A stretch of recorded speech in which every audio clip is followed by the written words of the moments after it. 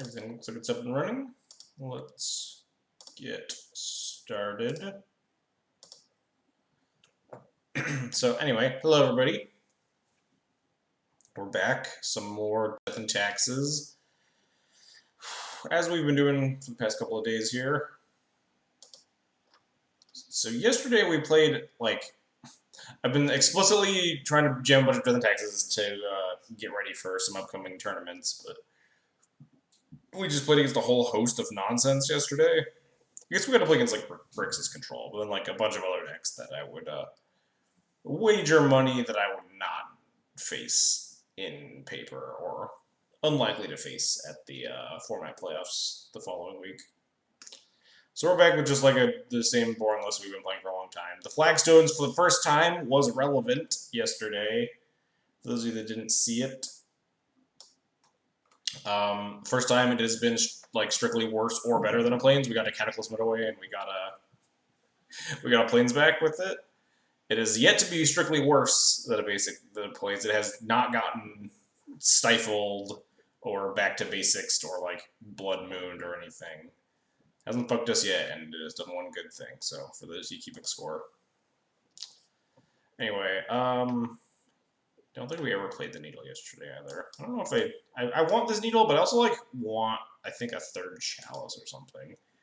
Maybe I want third Chalice and a third Judgment. Maybe I can. Then I tattoo Tom Ross said every legacy stable. God, that article frustrated me to no end. That fucking article. Oh yeah, Tide Taker is so good in every format. Is it Modern? Where's my stepmom? We are not playing some Modern for a multitude of reasons. I'm good out here with my much better Mother of Runes and not dying to Hogak. Yeah, Modern Horizons actually just made it even worse. Oh no, dog going apeshit in the other room. This hand is okay. I put a mulligan. This hand's fine.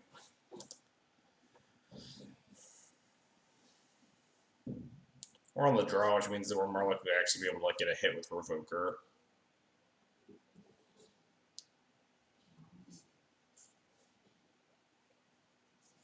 What are we playing against? Polluted Delta Go. Hope it's not Storm. Ooh. Deal. Never didn't have it. Please no Spell Pierce. Tropical Island. Daze. Spell Pierce. Brainstorm. Daze, sure. Looks like Rug Delver. Which we're perfectly fine. This hand is very good against Rug Delver with the exception of this Revoker, but I'll take that when I have Plow and Mom and Avenger. This turn we can just Wasteland this Trop and play our Mother of Runes.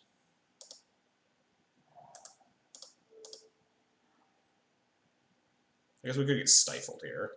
Maybe I shouldn't have done that so aggressively. I wanted to play it in other days, but maybe that was dumb. Since it's Rug Delver, that water. I doubt the Waterfalls deck is playing Daze, right? Force Pitch True Name deal.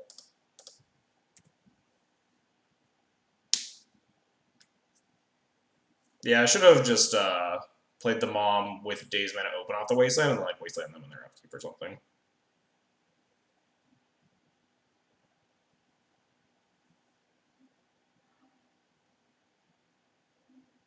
Oh man. Oh man. Oh man. Yeah, I think we just Wasteland here. I like how over this game is, yeah.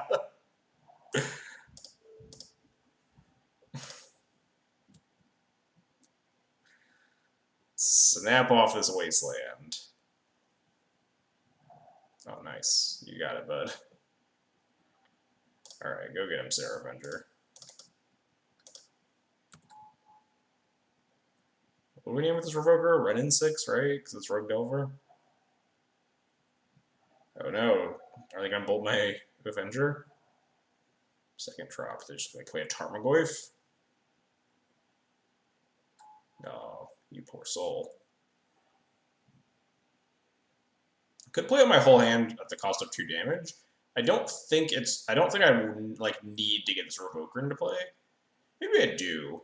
If they like rip another land, then they can like Renin 6 my mom or something. We're at 18. It's probably fine.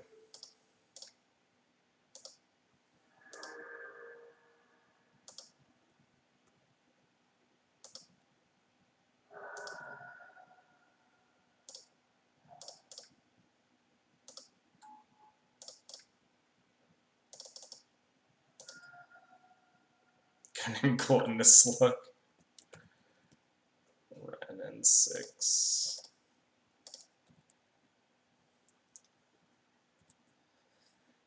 They wasteland me. I don't give any fucks. Yeah, sure, whatever. Like another Tarmogoyf, maybe? That'll do something. It's Mandrills? Tarmogoyf? Tarmogoyf, alright.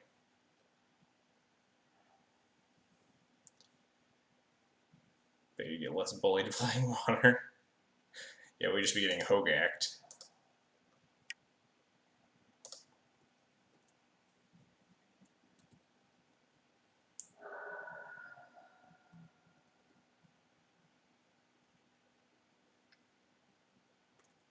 Sure. So it's like can't profitably attack at all.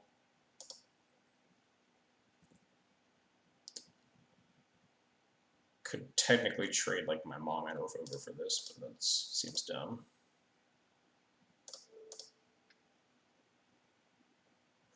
Green. Should have named Extinguish All Hope. Alright, maybe we'll name Extinguish All Hope with this next one. Probably not. I'm just gonna punch my opponent's face in repeatedly. Trade. Trade. It wouldn't even be a trade because I have the mom.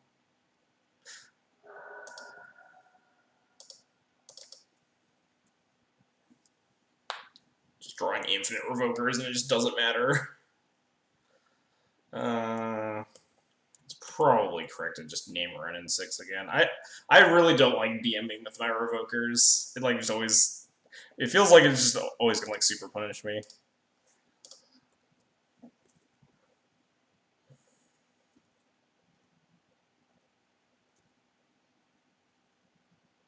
I am a coward.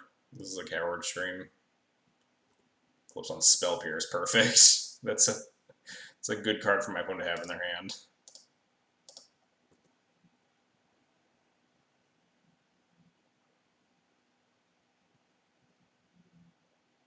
I will block and I will activate Mom.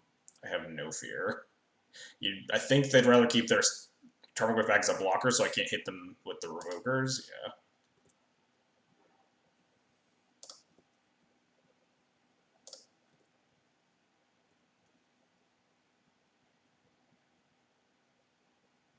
Interesting. I think I'm supposed to take this bait. One of their cards is Spell Pierce, and they don't have any removal. They'd have to have a Stifle, and then that trades? Yeah. When their next team tournament? I don't actually know. Pretty busy with tournaments, I think, that's the next couple of weeks.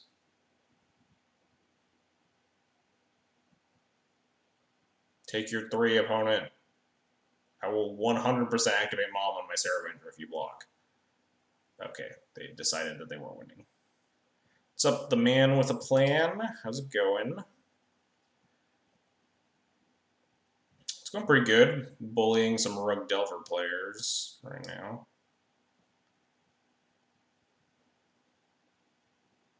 Yeah, people playing Rug Delver is always a good time because you just get to like bully the crap out of them. 45 cards. Probably not worth leaving in Revokers, even with like Renin 6 existing. Would I rather cut like leaving one Rogue or one Recruiter? Probably not.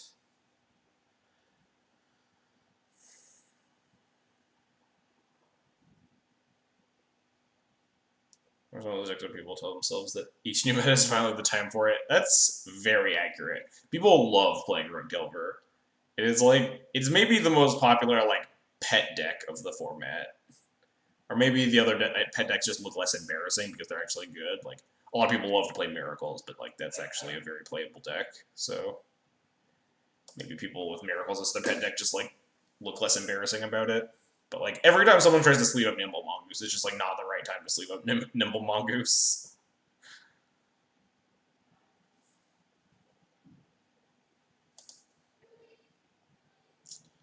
Sand seems like a keep.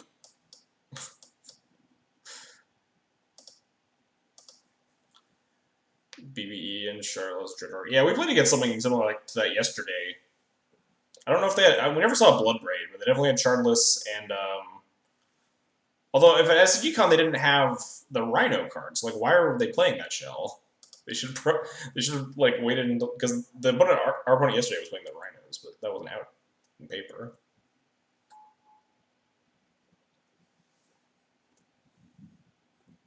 We're just gonna run out the vial.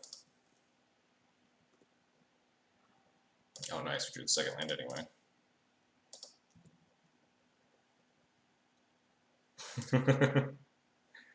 Yeah, Pearlodon zeroing Ancestral Visions feels good. I've done that a decent number of times.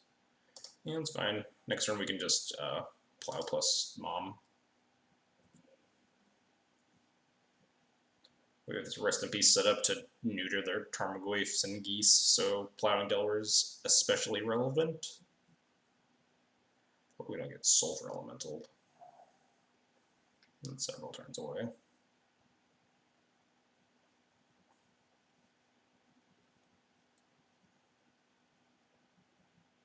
It's kind of an aggressive brainstorm here. They made their land drop, right? Got the Mom Squad going on. Hit me for one, you got it. Pablo's Mom.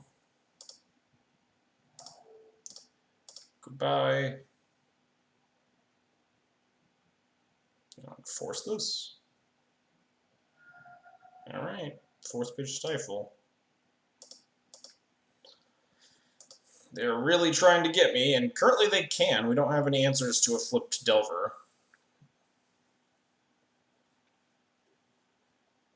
Best use of Stifle. That is the best use of Stifle. A blue card to pitch to Force. It flips off Bolt, but we have Infinity Moms. Yes, also they still have Stifle. I don't know. Man, if they just like Ren and 6 my Mom, we just like fucking lose this game, right? We actually can't beat that. Hopefully they're just bolting it. Alright.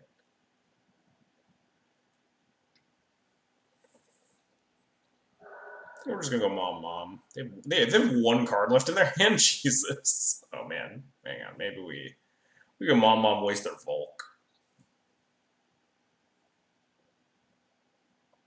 We could also waste their Volk and Thalia. Try to just cut them off of spells. But I kind of like getting my Moms online, protecting the Thalia. We need to answer this Delver. But yeah, Thalia waste is not unreasonable either. How was it the coward move was getting the Moms online to defend the Thalia rather than just slamming the Thalia? Yeah, we're like pretty behind in the race. We just need to find an answer to the Delver, in which we have like a lot. But supposed to play this Thalia first, right? Because if I wasteland and then I get dazed, I feel like an idiot. If they daze to protect their Volk, I don't really care. I just wasteland the Trop, I think. Coward move is playing the wasteland before the Thalia. I think that's just a good move, right? Yeah.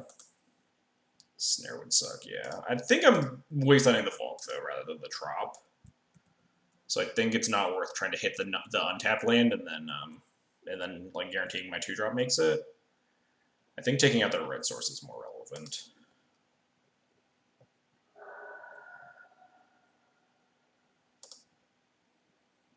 Yeah, we have like 5 turns to find something.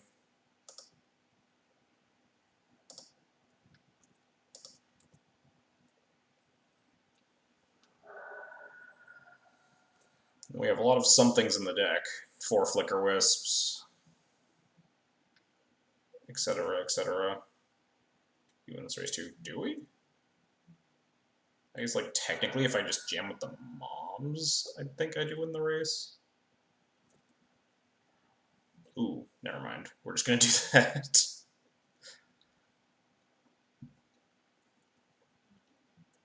Full Blade Loam against D&T Splashing Black playing Giver of Runes. What? Why are you playing the Black Splash and then also playing like 5 moms? That was a pretty good card.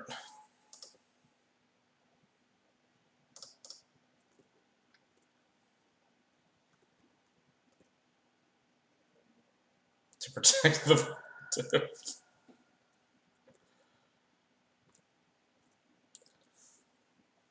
Alright, so if they find a second land, I'd like to play a Tarmogoyf. We can rip it, and then just take another knock from the Delver. They have like Blazing Volley, or just save the Thalia, and then we just GTA it up.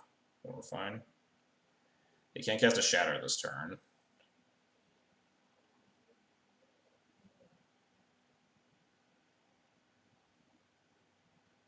Like, they can't Ancient Grudge my GTA. This is like guaranteed clearing the Aberration.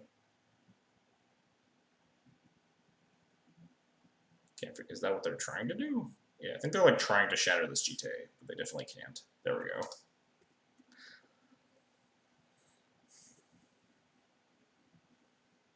I'm pondering for land 3 so they don't just get absolutely hoisted by this GTA. They only lose their Delver to it.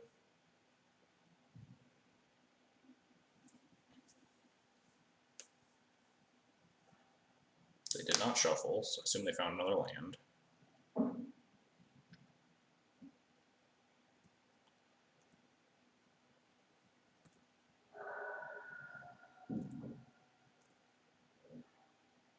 Oh geez, that port's really good.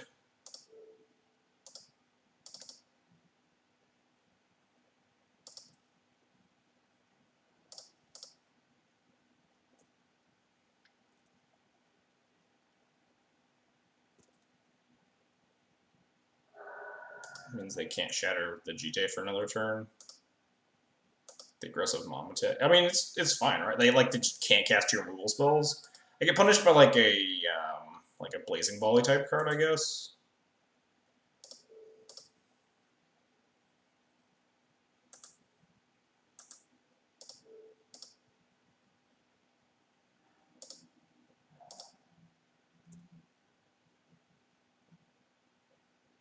They can't even cast a Blazing Volley currently.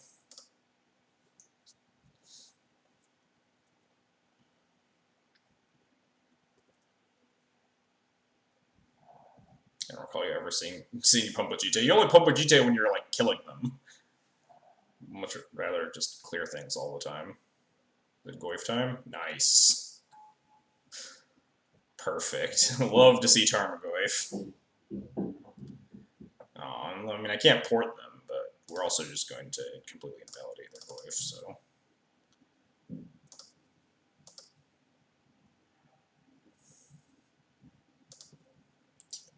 Maybe I think I need to stop tagging with the moms.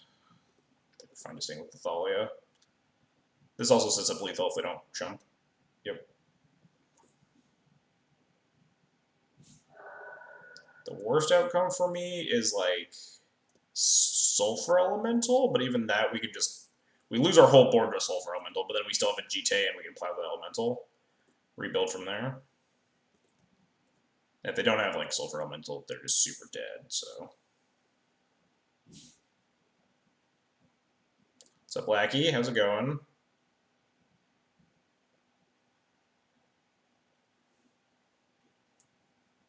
Sulfur Elemental and the storm off and kill you. Oh god, flashbacks.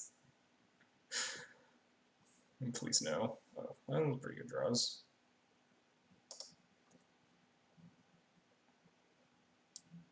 Enjoying all the new goblins today. Oh yeah, I saw your list. I'm gonna need to steal a list from you sometime. No, don't do it. Stop. Stop! Oh, that's just a fucking static caster. It doesn't do jack. Deal. This is so much better for me. Do I let them block? They're not gonna block, right? Yeah, sure, you can block if you want.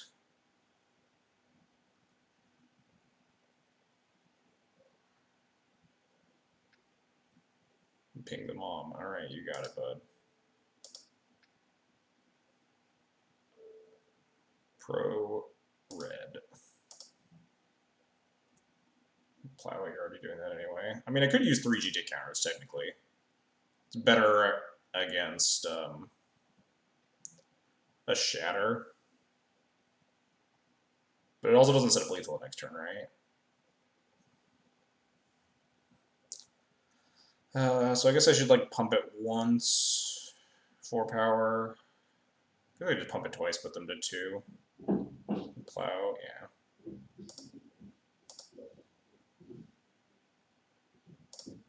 Yeah, I'll just put them to 2.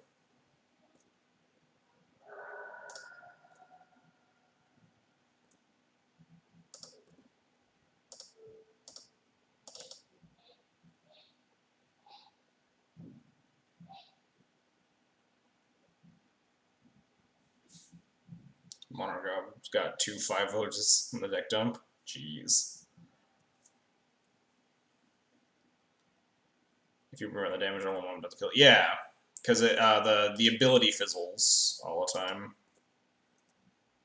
The ability has 1 target, and if the target is invalid, the whole effect is negated.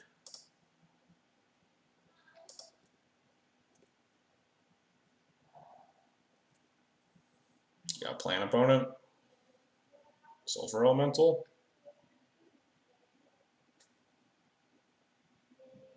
No, that's not a very good plan.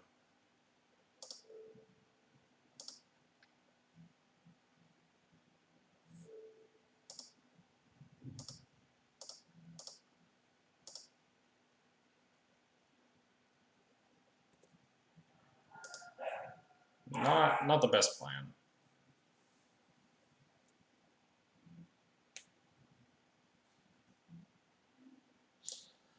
Got him good.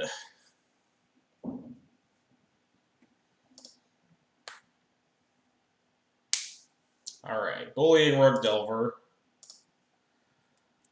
D&T's job since 2012, when was Dark Ascension printed? I guess it wasn't even, you didn't get to bully them that good until like Rest in Peace, so it's like 2013? No, I think that was fall 2012. So I think Gate Crash was spring 2013. I could be wrong. Anyway, where's Rogue Delver on this list? I played against this deck more times than I probably should have. 11 matches total.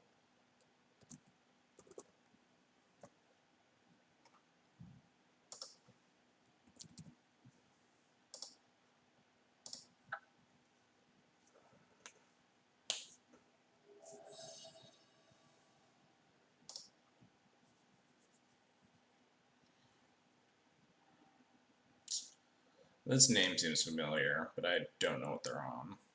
Sand is keepable. I'm not happy about it. Consensus is the most of the source are dog shit. Yeah, they're okay. Sneak player, this hand's pretty bad, but like can't really mulligan to a better hand on the draw against sneak.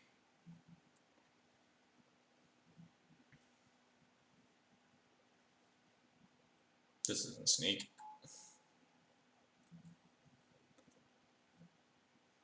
It's just. I hope this is just Stompy. Blood Moon Stompy, Red Prison, whatever. Yes. If there's a deck that this hand can beat, it's getting turn 1 3-balled. I mean, that's still bad because my opponent has 3 mana, and I've spent 3 turns doing nothing. So if my opponent has like a reasonable follow-up, then we're probably pretty... Wait, I'm supposed to just Wasteland's Ancient Tomb. Never mind. Yeah, I'm dumb.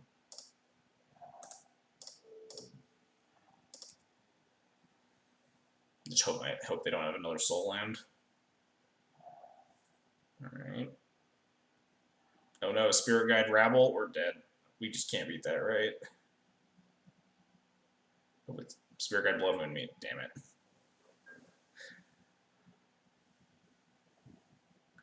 I think this is just actual lethal, right? I forget what Rabble Master math is, but like I don't think we can win before we get to 3 mana. So I think we just concede, right? Alright, let's do some math here. I'm taking 1, 2 plus 4 is 6 next turn. And then 7, 8, 9, 10, 11, 12, 13, 14 total. So I'll be at 5 before I can cast a card. Yeah, I can't win. Alright, so I just concede showing them only Wasteland. Should have registered Gem Palm Incinerator. How is... Oh wait, Gem Palm Incinerator does work, because it counts goblins on the opponent's side. I was going to say, how could I have ever done anything with an Incinerator? But it's actually wrong. I assume that's why they printed Munitions Expert or whatever it's called instead of Incinerator again, because they reprinted a lot of effects that were, or they retweaked a lot of effects that were previously like global that counted both sides of the board, and then they printed them into like into one-sided states because they hate that kind of effect. That's why they printed like Astral Drift instead of Astral Slide and stuff. What happens if you didn't waste, you'll probably lose. Yeah, unless we like don't waste and then top deck Source of Plowshares and they have nothing other than a Rabble Master, then maybe we win.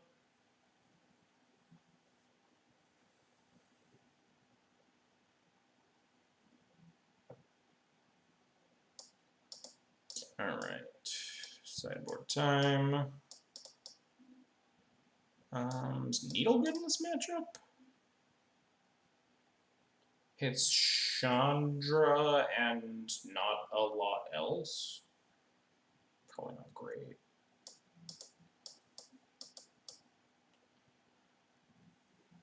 We're on the play.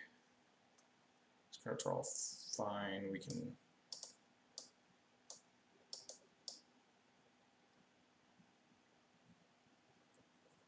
Oh yeah, Cloud Post Mirrors. Cloud Post Mirrors are a fucking disaster. Yeah. Things that count your opponent's stuff just make games much more obnoxious for no reason. Trying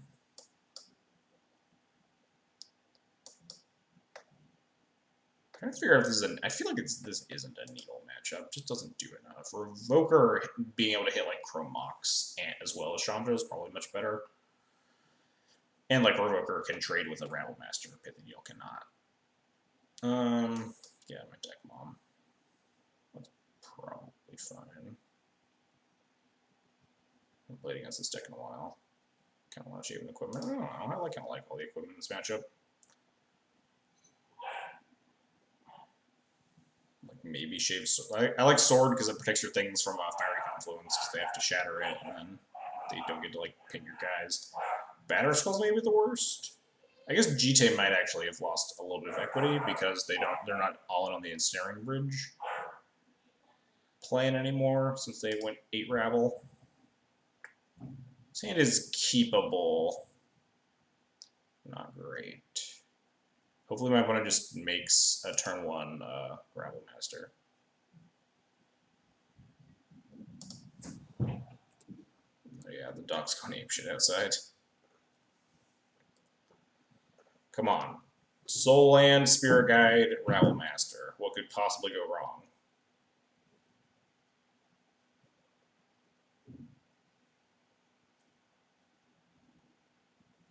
Do it. Pitch 2 Spirit Guides.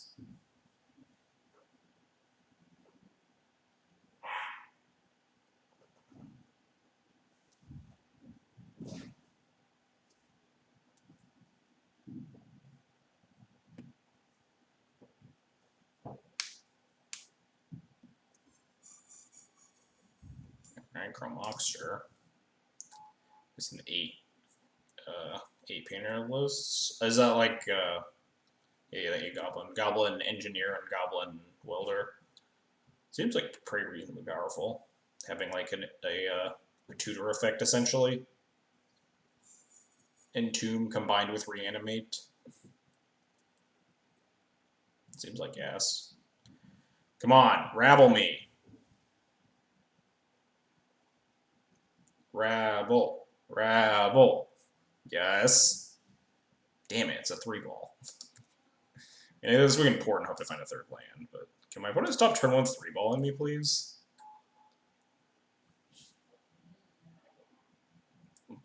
Classic.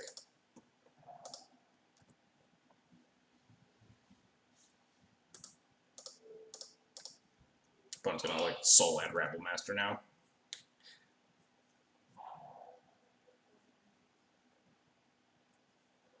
Land? Fuck. God damn it, Aether Files!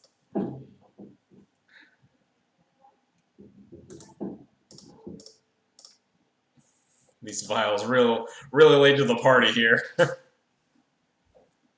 What's up? Cool.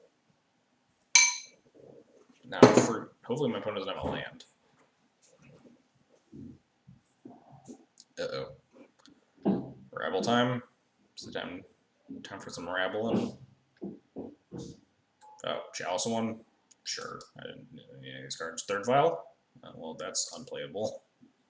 At least if the only card my opponent has is a Chalice, then we're still okay. Yeah, goodbye, Aether Vial. By okay, I mean, like, pretty fucked, but they only have 2 cards in hand, so as soon as we hit a third land, we might be able to do something. Like, cast some of my goddamn spells. Oh, there's the War Boss. So we draw land, white source. It's not a white source, so we can't judgment, but we can create a blocker in either Thalia or Revoker.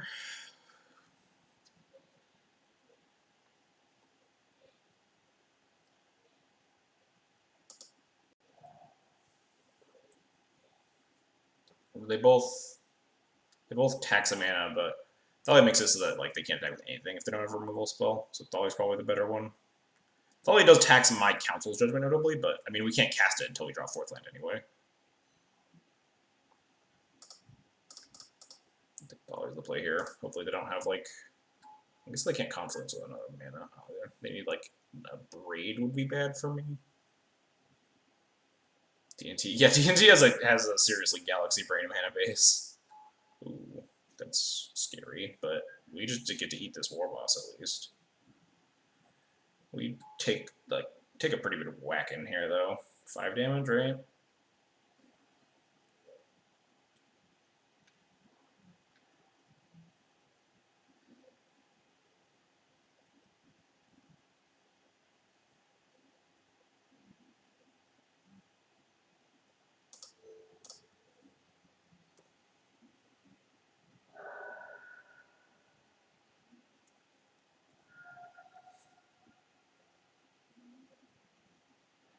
Certainly a lot of gobos. Alright, we can Council's Judgment this Rabble Master and then try to clean up the remnants as time goes on. I'd love to Council's Judgment this like Chalice Lithoid turn on my plow, but probably just like not getting there anytime soon. We can maybe like recruit a Flicker Wisp or something.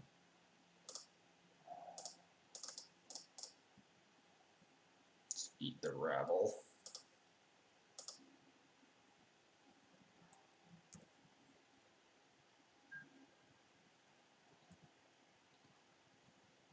Never seen 2-power first strike. Yeah, the reason I've started leaving in some Thalias in this matchup.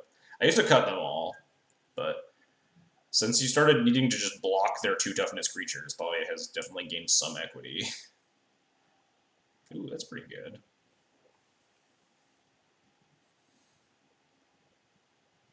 Tempted to cast the sword, but my opponent doesn't have 5 mana yet, so I'm a little concerned of like a Chandra being impactful. I could just Revoker Chandra. They get to 5 mana, they can Confluence me, but Confluence kills everything but one of their gobos too.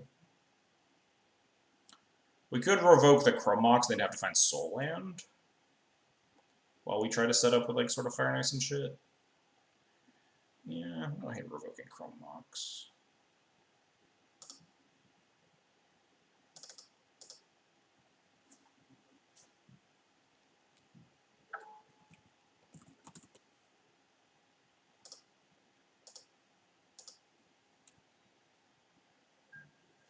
So they're like Soul Land, Chandra, Flame Slash, Thalia. We can clean it up with Judgment.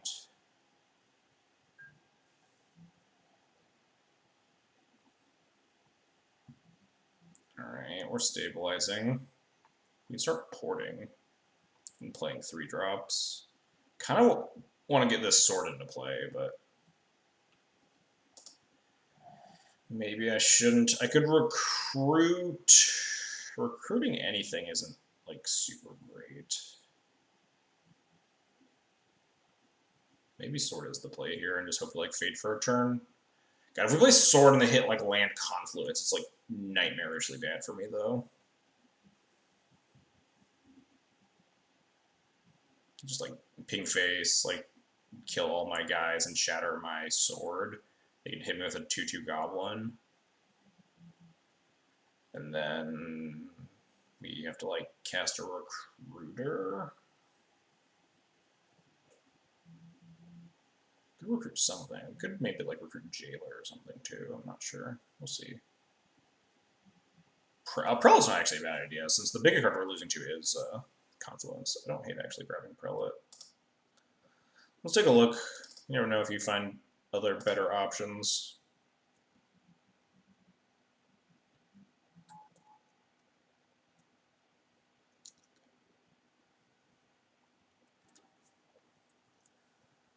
Jailer's not horrible. It's a little dicey because they do have some creatures, but their only rats would clean up their own goblins. So Stoneforge probably not relevant.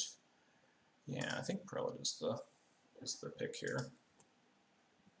Portal land again. Still don't need to attack, or really have the ability to attack even.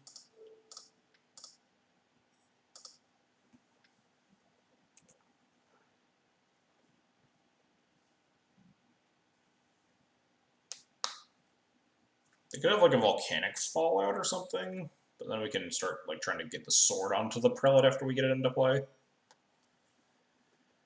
Wait, volcanic fallout's an instant though.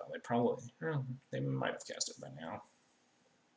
Maybe they're waiting for like a juicier hit. Oh, play a 5-drop or a 4-drop. Play our confluence. But now that I at least don't get to shatter my sword.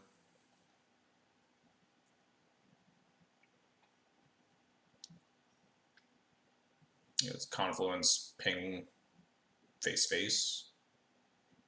Yeah.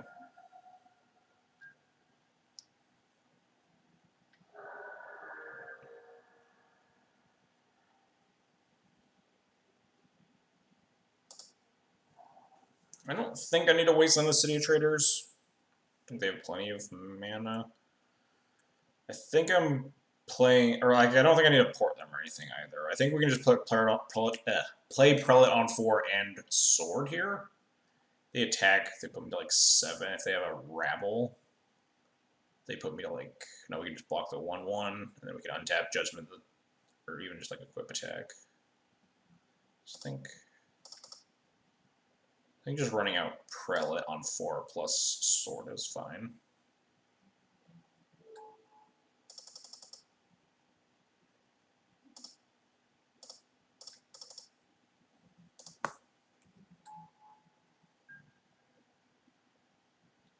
We'll just go to 7 if they attack.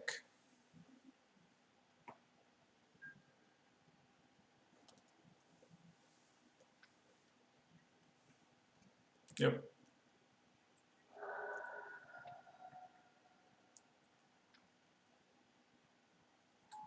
Post-combat Rabble. I guess that's the same thing, right? Post-combat 2 Rabbles? Oh, Bloodman, that doesn't do anything, sure.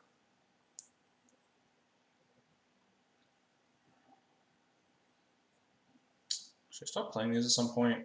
Draw Cataclysm, we might want to. Let's draw a card first and see what happens.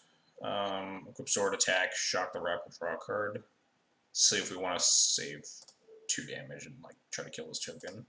It's probably not.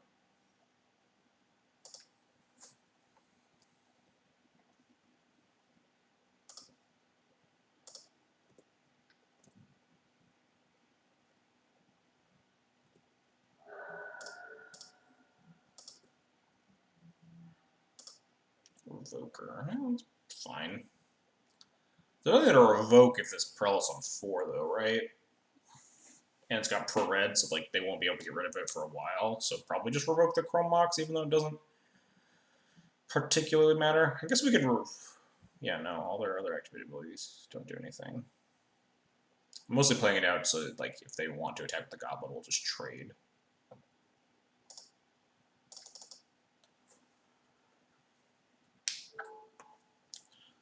Yeah. I figure if there's a reason to name Chandra. I don't really.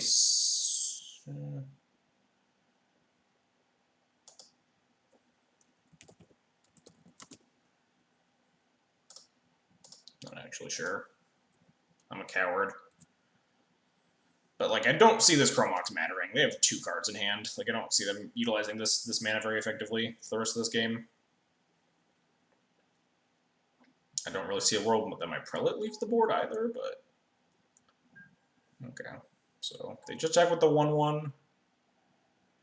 We will not block. I'll block the 2/2 though.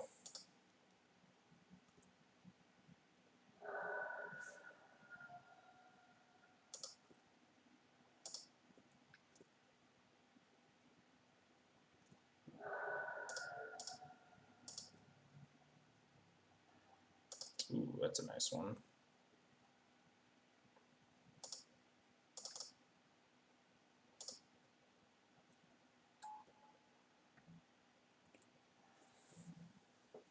Do I want Jite? We can just equip the Batter Skull to the Prelate and just murder them next turn. And have it basically indestructible. And just grab Batter Skull. Play that. Judgment anything? No. We could preemptively Judgment the Chalice, but don't think it's worth.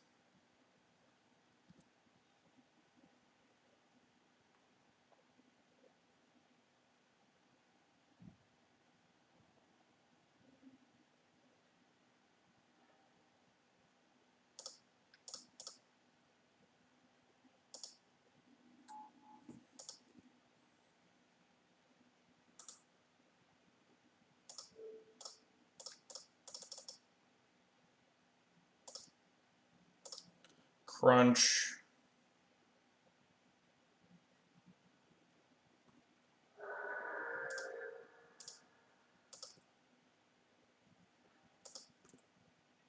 something has a family. We have plenty of lands, so I think we're fine. Yeah, I mean, they're just like dead. They can't remove this Prelate. This Prelate is enormous, and they can't cast Confluence.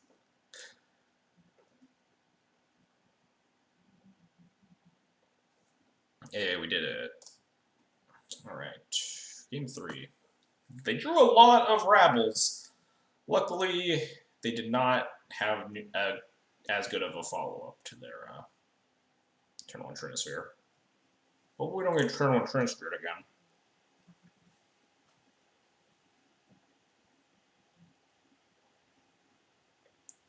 Sibling Moms are like kind of bad. They don't block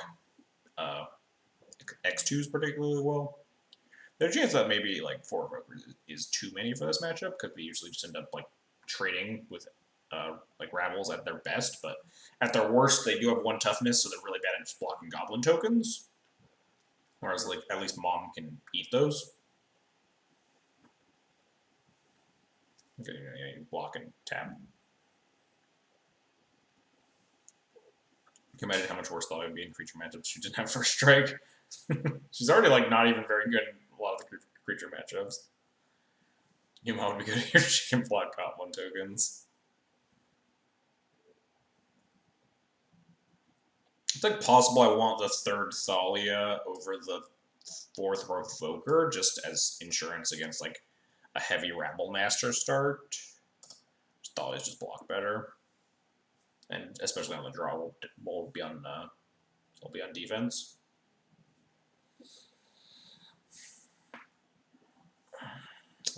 This hand is keepable, and once again, we are hoping we don't get turn 1 3-balled, but like plowing the Rabble Master, getting a Thalia down. Cataclysm's good if we get there.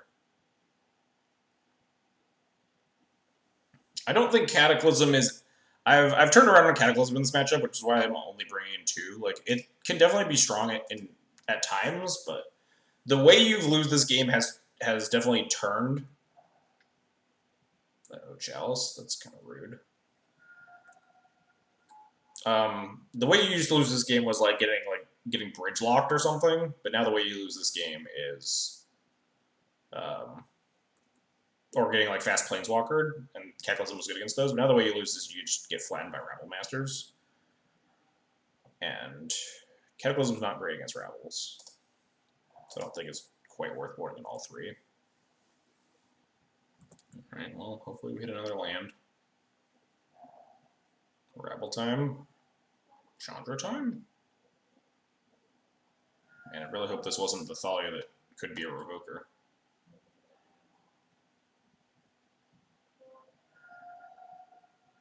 Ah, never mind, we're good. Hopefully.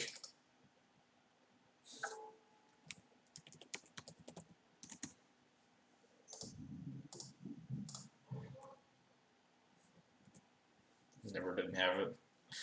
Yeah, hopefully they don't just like confluence it and just punch me in the face for, oh nice, they just have nothing? What? Let's go. Wait. Hang on. Hang on. Am I supposed to walk into Sulfur Elemental here? I'm a little concerned on whether or not I can attack this Chandra. Sulfur Elemental is horrendously bad for me. Def disrespect the Sulfur Elemental.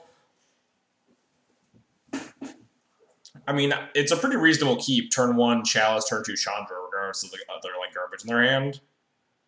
Are you ever not walking into Sulfur Elemental? I mean, it just like doesn't kill my Revoker, right? My Revoker gets to stay alive. I'll play a Thalia, and that would die to the Sulfur Elemental, yes. But like, if I attack this Chandra and I get Sulfur Elemental, it's so bad for me.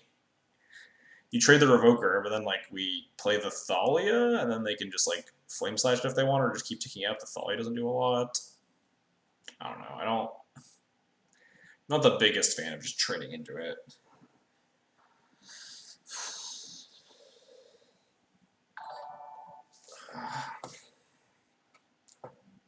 And pull up the Bet Zero Wagner. Thanks for the follow. I appreciate it. Good recruit another Revoker. Worst comes worst. Only if we find another land. I am like irrationally scared of Sulfur Elemental. I am definitely a coward. They just passed with 3 cards in hand and 4 mana up. They didn't even have like a Simian Spirit Guide to cast. What could they possibly have if this isn't Sulfur Elemental? Or 3 lands?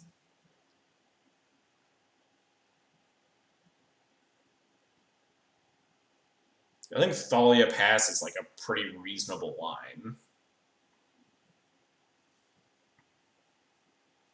Like, if they had a Confluence, they would have just killed my Revoker. It hit me in the face for a bunch. It kept taking up the Chandra.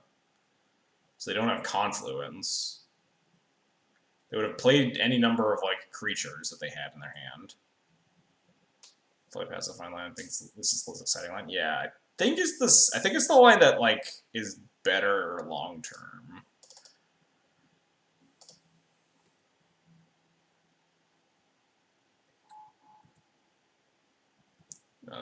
Maybe they don't have it.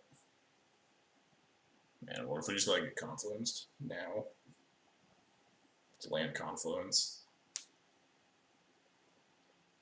I mean, hitting the Chandra for 2 doesn't exactly like make me better against the Confluence.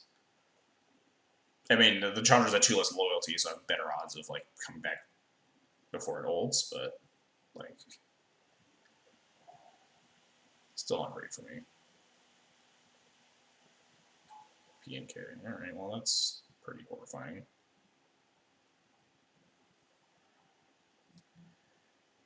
How do we win? Avengers, not a bad place to start, but I'm gonna chuck a Thopter in my Revoker.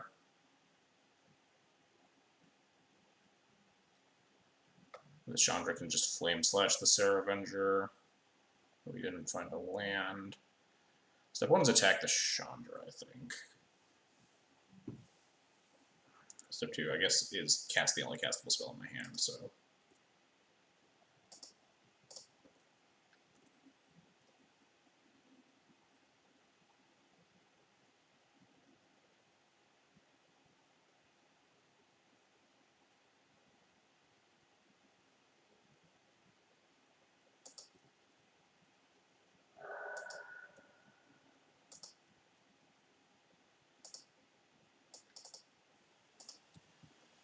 Man, I really wish their Chandra was at, like, 2 less loyalty.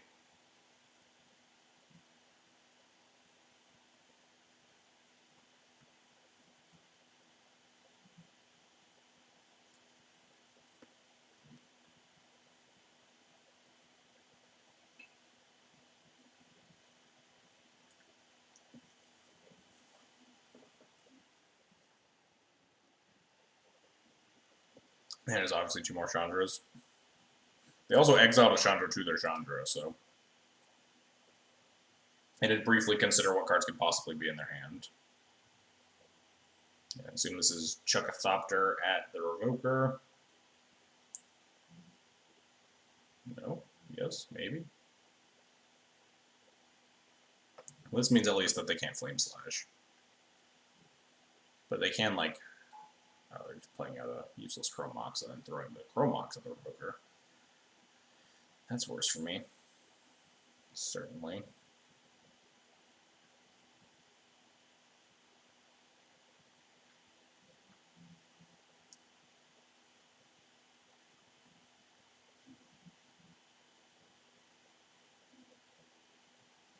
What are they trying to do here? Are we good? What's up, Dukes? How's it going? Are they not throwing the Chandra? Do they like... Okay, no, there we go. They did it. Are they... Is their plan add mana? No. Alright. Well, I guess they can cast this Chromox, actually. I feel like they wanted to cast that Chromox, right? Unless they have a plan to cast something here. Maybe they wanted to leave up. No, they had an extra floating mana. Playing the Chromox means they have a free other, like, Chuck. The cat as well. Yeah, they're doing good.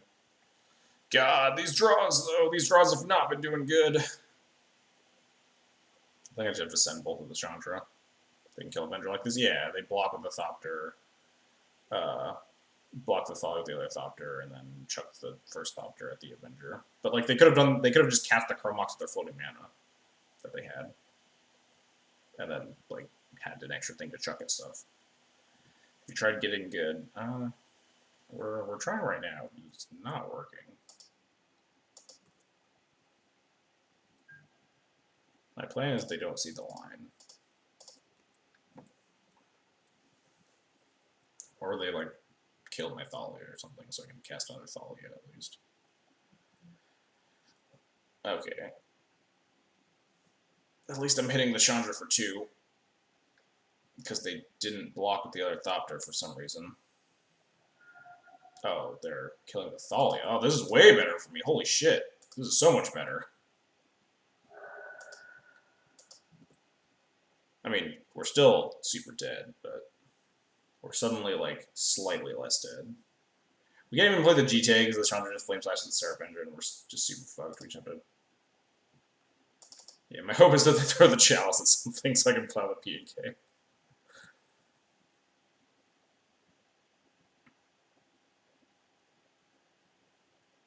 But now it's harder for them to clear the Avenger without Flame Slashing with the Chandra. Which is, I guess, what they're just going to do there. Because they can clear the Thalia with the Thopter. Yep. Just Draw Caracas. Oh, oof, that hurts.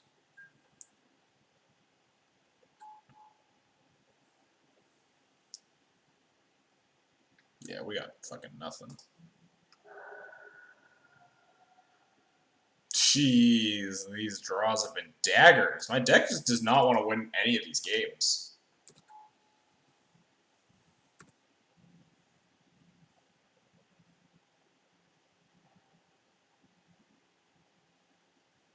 We kept a 2-lander. It is now turn 7.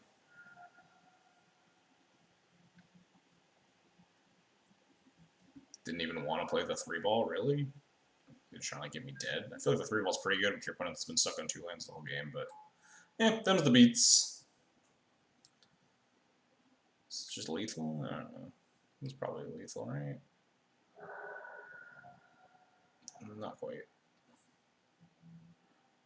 Hey, there it is. Just a tiny bit too late there. Just draw balance.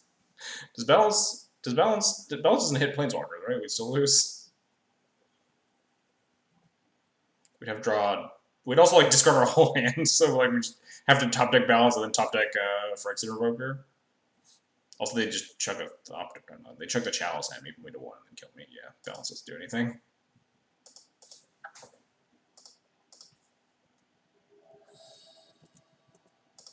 Yeah, sometimes you lose good matchups.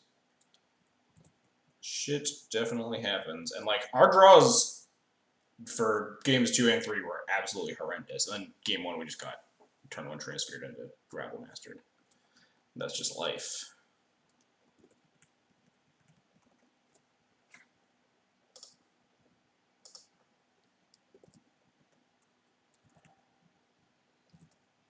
Oh, fuck.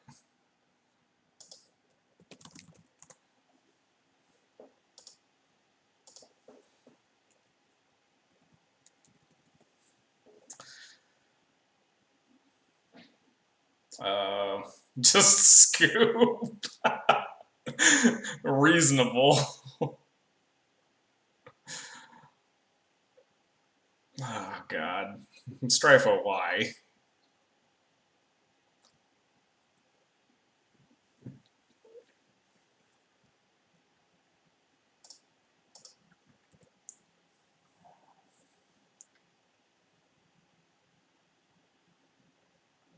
He could be on something else in theory.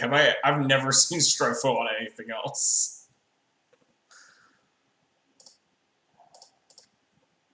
It's like queuing into Anurag and being like, maybe he's not playing Miracles.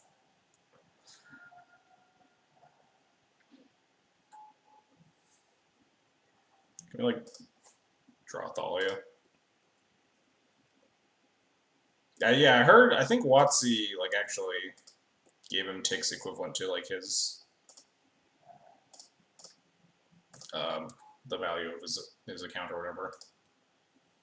Anurag has no idea how to be D&T. Yeah, I mean, I'd much rather queue into Anurag than Strifo any day of the week. Just based on sheer matchup equity. Well, starting off strong with the 1-2. Maybe we'll get lucky and Cataclysm him in games 2 and 3.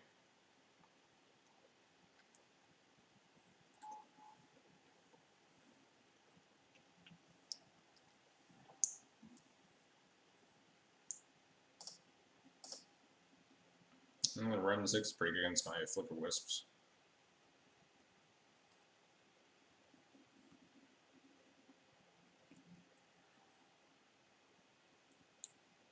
Pretty good against this Thalia.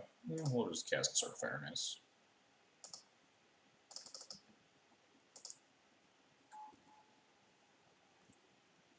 More unbeatable permanents of the unwinnable matchup. That's how I felt when I saw the stupid the Goblin, the legendary Goblin. Thoughtseize, huh? I guess I should put in the Saravenger and have it die. You know, like ping it and P-Fire or some stupid shit.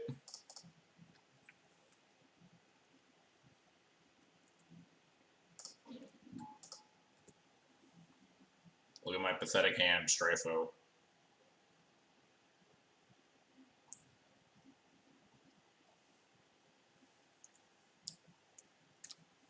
This matchup's even worse. Is this matchup worse than goblins? I'm not sure.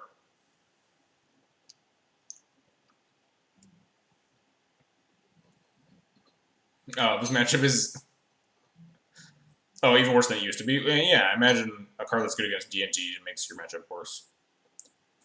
Because we got no tools, and they got a tool.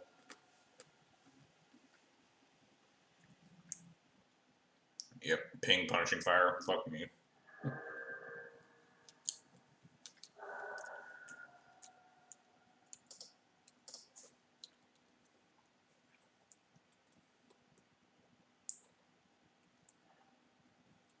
Recruit of the Guard is a magic card that exists.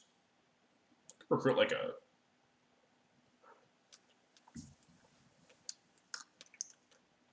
palace jailer, probably.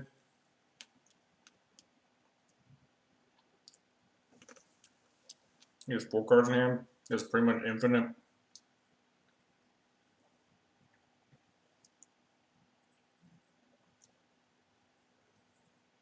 Do I cast this recruiter? Just like let it die to run in 6. I guess I could also just try to flicker wisp it.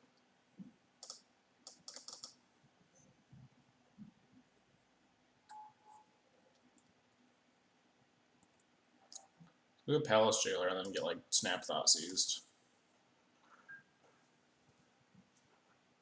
Maybe he doesn't have it. Maybe his 4 cards in hand are all land.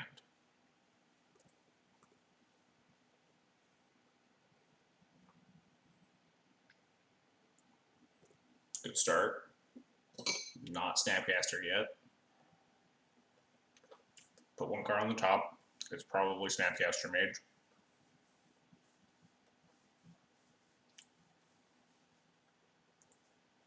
Buying back a land, sure.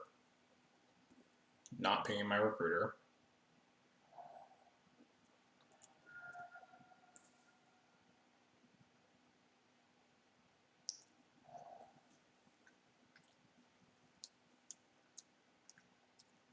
Second Baleful Strix, alright. Still looking okay.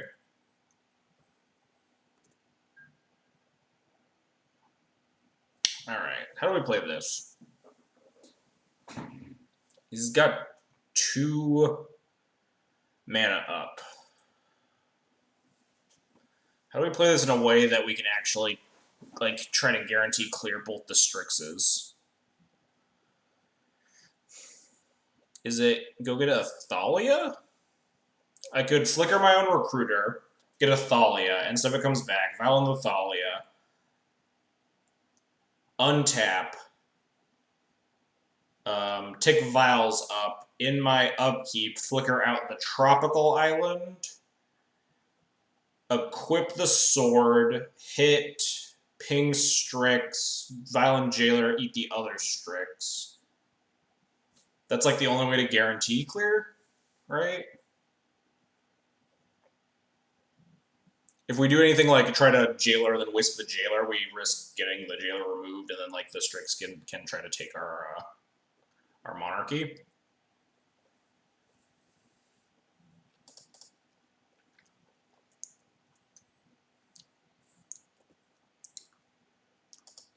I kind of forgot the Strifo command was there, to be perfectly honest.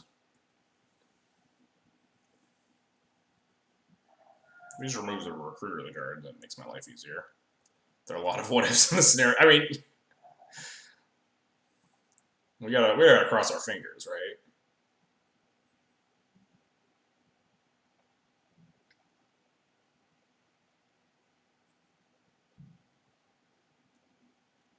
Make it happen. Alright, sure.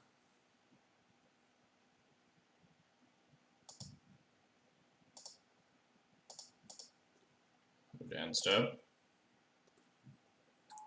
Recruiter comes back. Recruit. Go get a Thalia. Force the action. Repeat a sword. Okay, now we can just Jailer Wisp, right? We don't get to clear the Wren, though.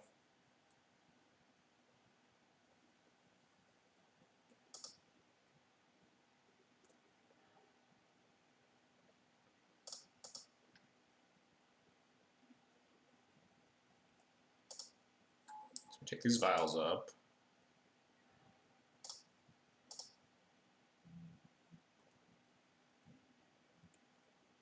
Alright, now we don't have to do anything stupid in my upkeep.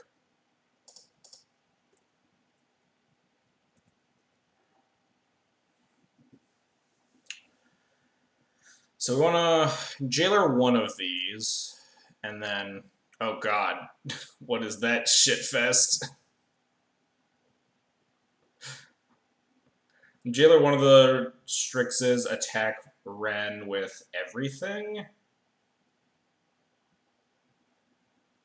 If this blocks, then Ren dies. If it blocks this, Ren goes to 1, but we still have like Wisp for Recruiter and stuff. Okay, so.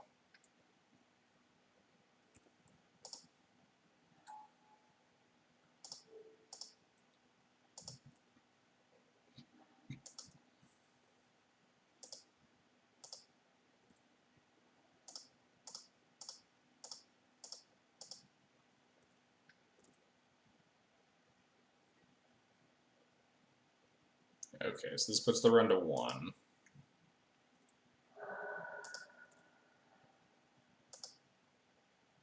Which means Wastelanding is probably not really worth it. Play the Wasteland, and then end step flicker my Recruiter.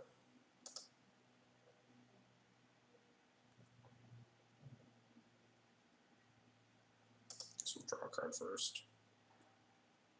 That's fine.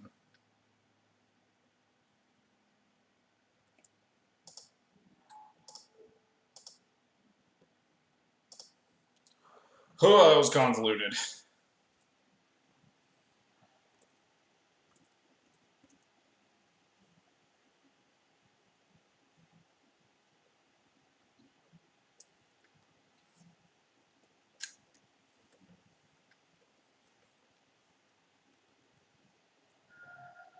That's kind of rude. Unless we get a Recruiter back.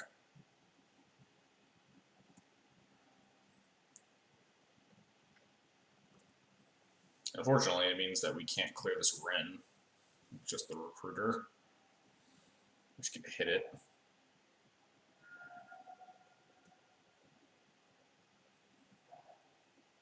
What is this? Sure. This could be Fatal Push.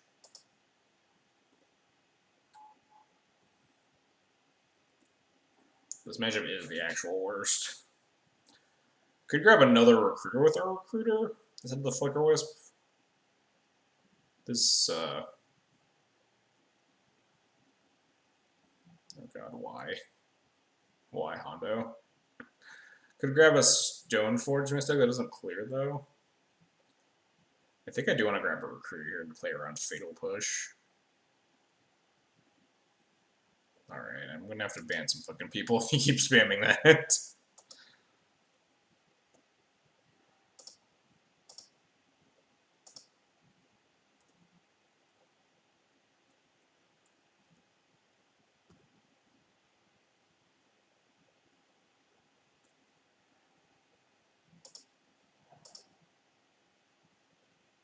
Don't say I never do my job. What is your job exactly? I don't think I'm supposed to like cast anything, which sucks because I still just like can't pressure this Ren because we chose to get Recruiter over Wisp. But like I don't want to like play anything to a Force of Will. He's only brainstormed once.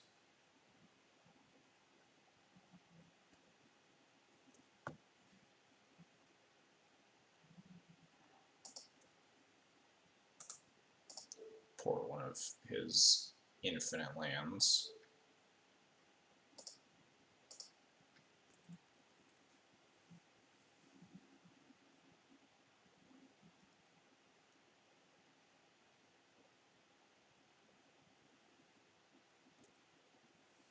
Getting back infinite lands, sure. Whatever.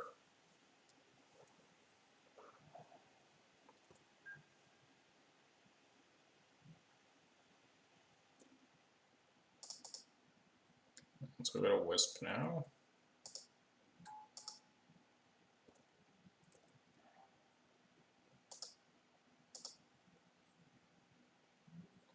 Assume gonna do some stuff. Maybe even clear both recruiters before I untap. So this thing starting loyalty 3. Kolgon's command. Shatter my vial. Deal 2 damage. Sure.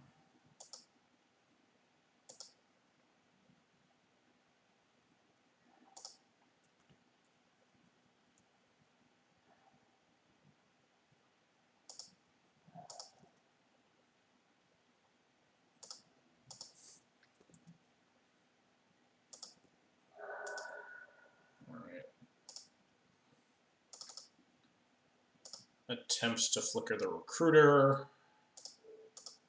Attempt works. Wow.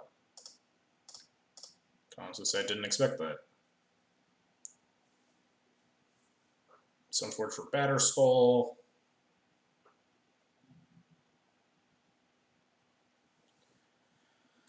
We're putting up a fight. This Ren and 6 has been a thorn in our side since like turn 3 or some shit. I want to draw my card first, I think. I'm not saying I might win. I'm saying we're attempting to crawl back. We definitely aren't like horribly positioned. Do I just want another Wisp? I probably just want another Wisp.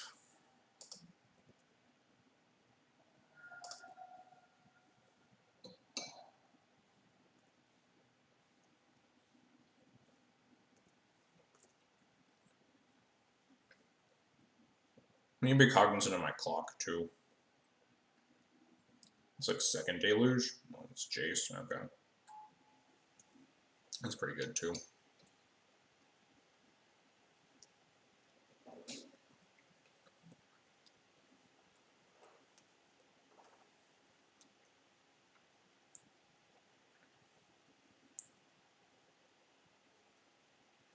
Snapcaster Deluge would be pretty good. Yeah, I mean, we could climb back into it still. We can cast a Batterskull, etc., etc.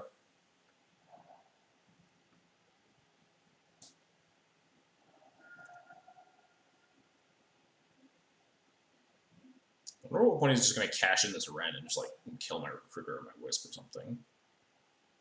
I guess probably the point where he can't protect it anymore, right? Which is probably, hopefully, getting close. Is this a K command? No, right? Imdaturok? Does this deck play Imdaturok? Plague Engine. Main deck Plague Engineer, huh? This is main deck, right? This is game 1. Interesting. I mean, it only clears one of my guys. It's like not the worst. Good with K command, yeah, I suppose. I guess it's time to force check. Cast my Source of Plowshares. Yup.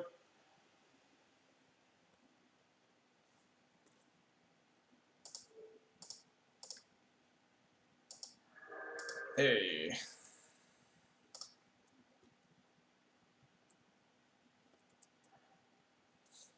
Ooh, Revoker Jace is a decent plan.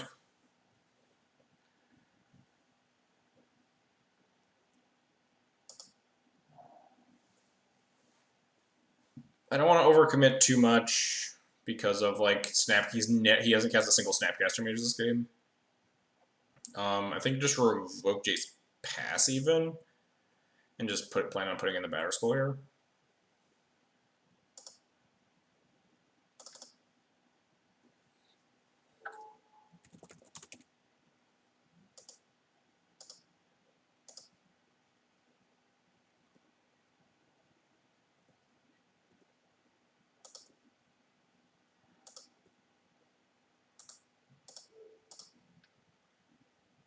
I guess I'll tap all these green sources.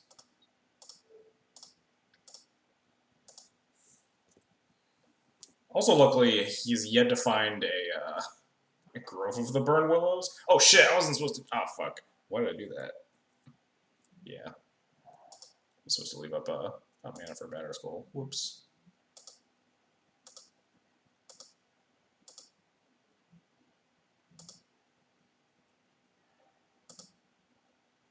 change anything now? Do I just want to attack this Jace for 3? Cast a Batter's Skull? Probably some removal spells, but just a clever, yeah, clever ploy the whole time of being very bad. It's all according to my master plan.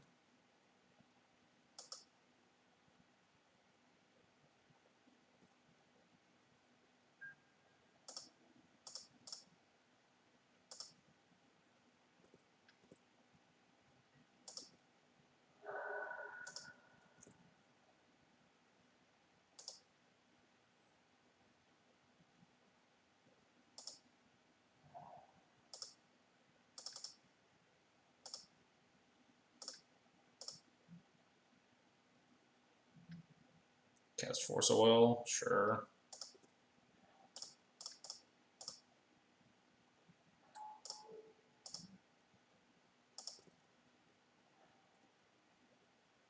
Yeah, Jailer's nuts. We want to get the Stoneforge in play first, so we don't draw the GTA.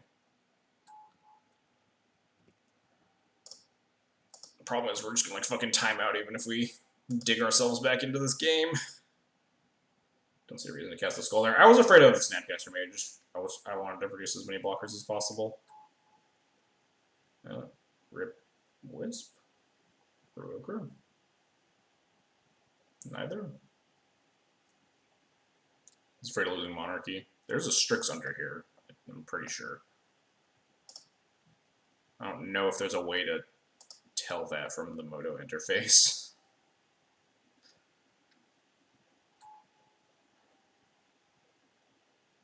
Wow.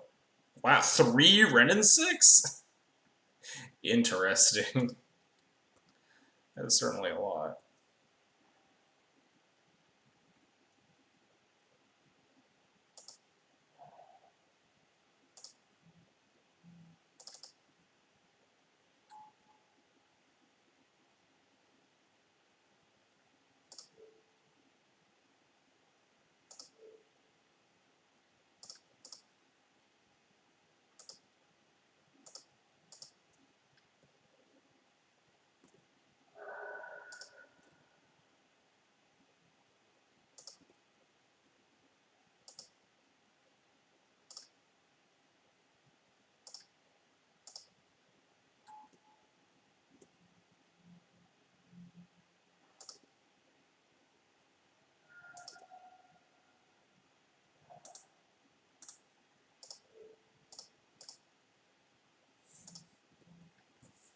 Does he even play Snapcaster Mages in this deck?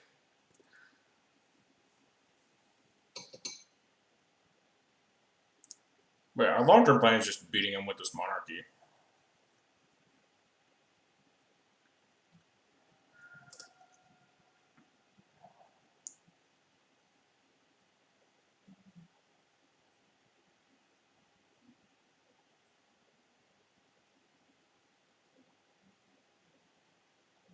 If the Rens were in place of Dax, then this matchup actually gets better. I think Dax like way harder to beat.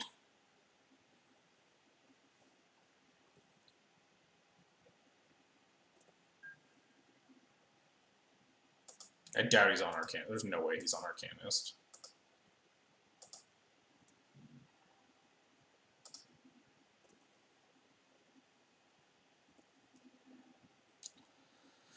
I'm just gonna send the Thalia at the Ren, maybe? I should probably send both.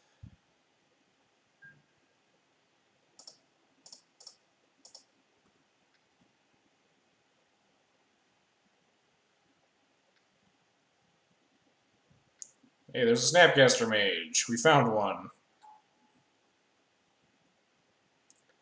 If he targets K command, I actually can't ping the Snapcaster until he casts this K command, which is like super obnoxious.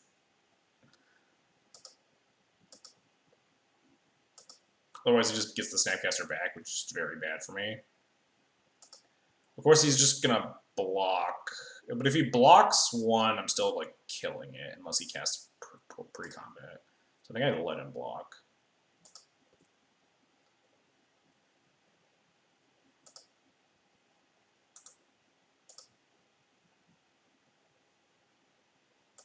So it still clears the Ren.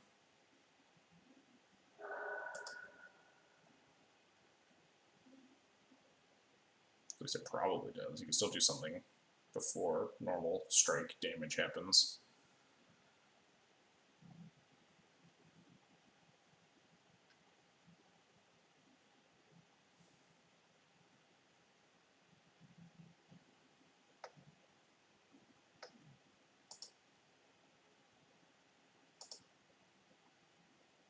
Oh, whoops. I was supposed to click gain 2 life, whatever. Making sure I kill that around. The 2 life probably doesn't matter. Misclick. Trying to play a little bit fast here, so this clock doesn't end up fucking me, assuming we can try to win this game 1 somehow. That was totally my bad.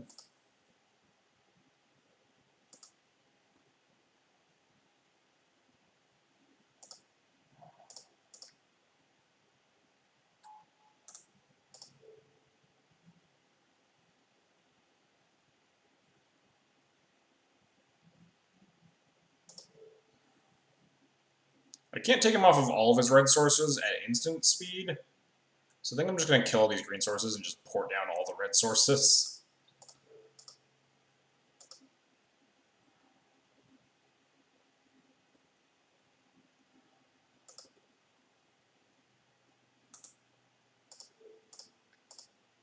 Help Monks is going to snap Deluge. I don't know if he would snap Deluge this with a Caracas in play.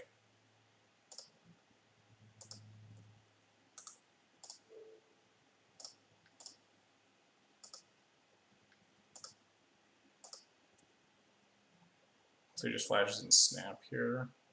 We can actually put this other swamp now, right? So we can't use the mana to snap.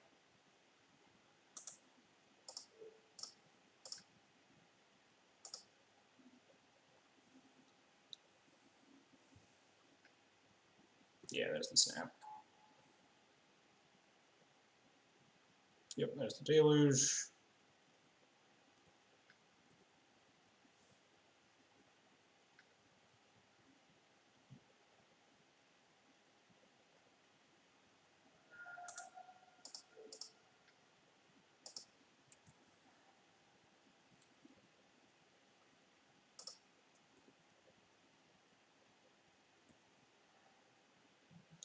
Squire.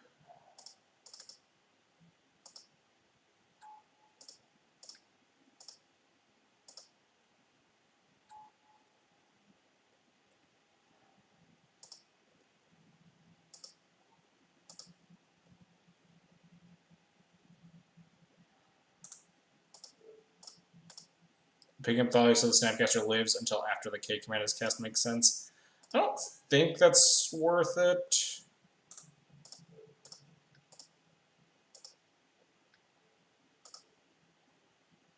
But, like, maybe. I'm a bit preoccupied to make super optimal plays, considering this has been like a 15-minute long game 1. And if I lose this, I'm definitely losing the match. Oh god, there's Punishing Fire. He found it.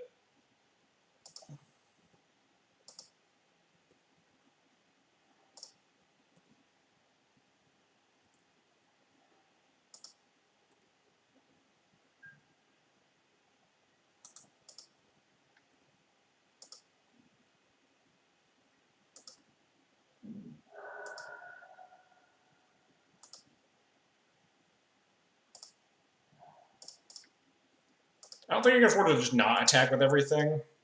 He has Snapcaster Mage, she has another Snapcaster Mage, and we just like fucking beef it. Yeah, we're just dead. Alright. I don't really think there's a world in which we can actually keep him from, like, connect.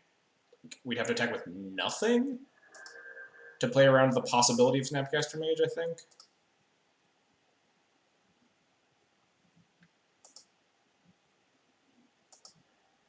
Plow.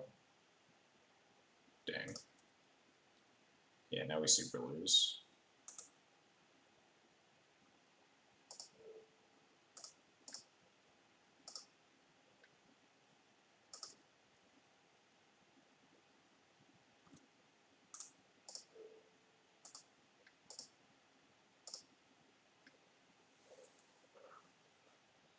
What is this? P-Fire.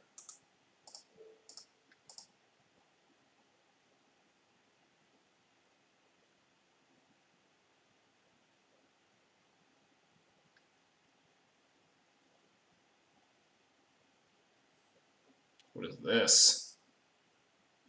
What's up, Arkin?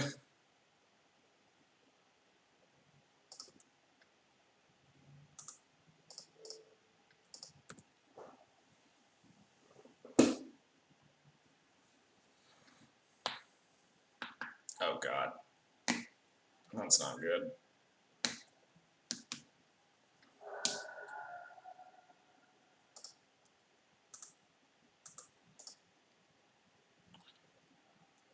Aw, oh, damn it. One card down.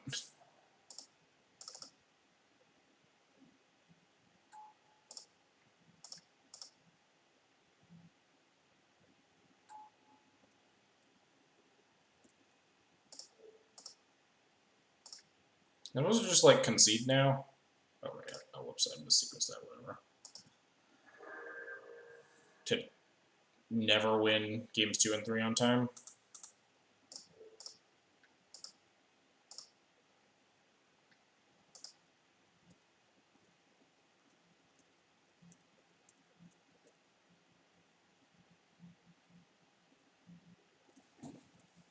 Is there a world that we deck him? Probably not. I think we died in the P-Fire League before we deck him.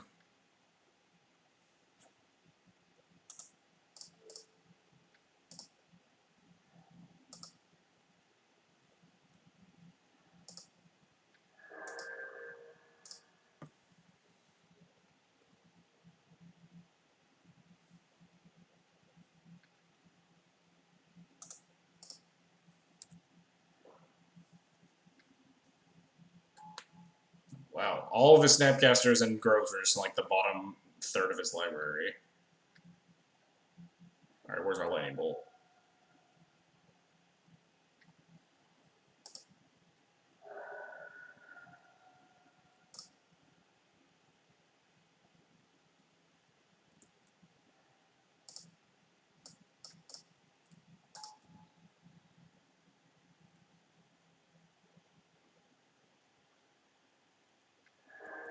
Is Prelate gone? I think Prelate is still in the deck, but like it can't beat the Jace, right? We would need both Prelate and a Revoker.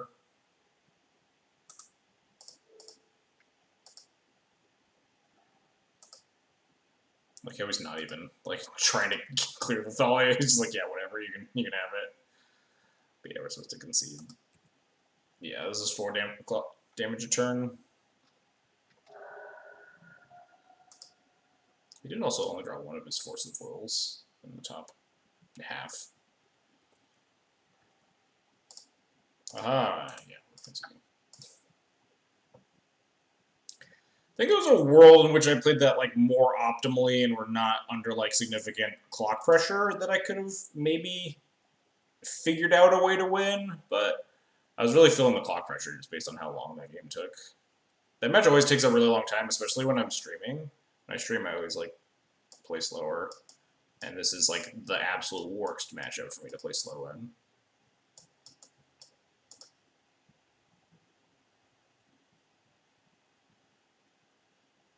Stop convincing D&T people. I absolutely will watch this stuff.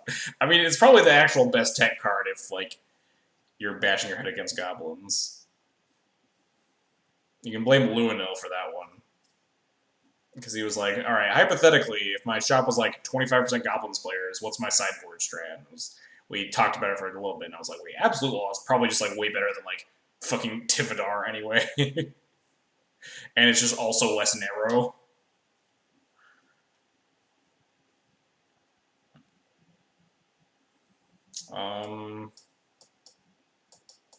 Rip gains some value with Ren. Ren in 6 and Snapcaster and P-Fire. Don't think it's a surgical matchup though. That's probably a Pithing Needle matchup.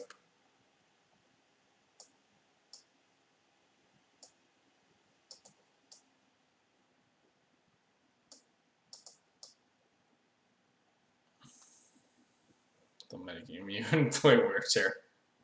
Oh no. Is this fine? Yeah, about as fine as it's gonna get.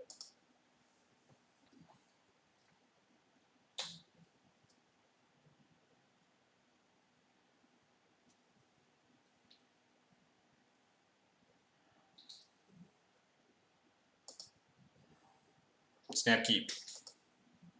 Maybe Cataclysm and lands.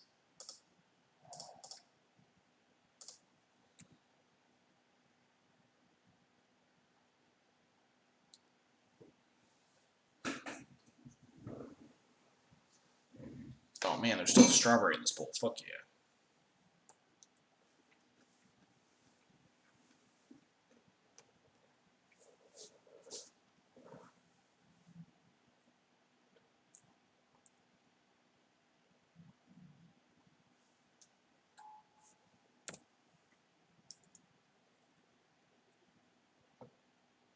What you got? I suppose just wasteland this. Do you want to work towards cat? If we find another land, maybe I just did not shuffle off the ponder. Oh ho ho.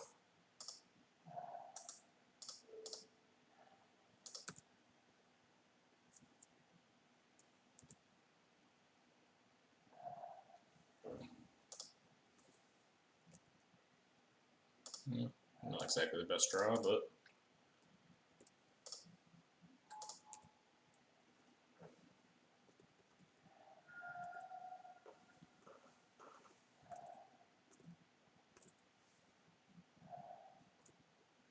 I'm supposed to leave the vial on 2 or get to this jailer fast. I think I'm gonna leave the vial on 2 since he didn't play like a Baleful Strix or something.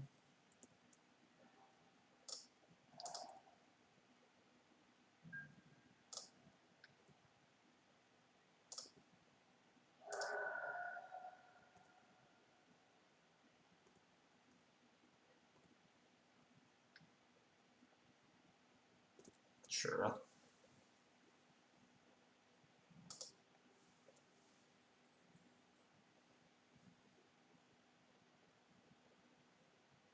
Last time you played that, they said it vials because you had provokers. Easy. It's the mirror tech too. Obviously, you cut your vials because one has Phyrexian Revokers.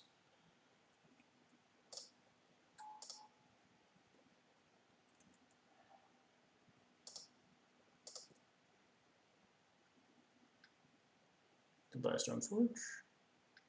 Assuming goodbye, Stoneforge. Yep. It's fine. We'll take up the vial now. Work towards this Palace Jailer. Hopefully, just draw like Ancient Tomb. Just like set up this Cataclysm. Love to just rip 2 lands.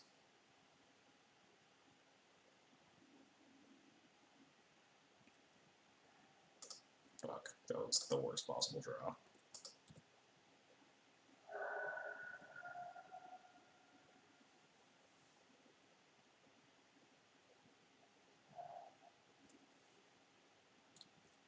Am I supposed to take up to 4? It's so bad against Snapcaster Mage.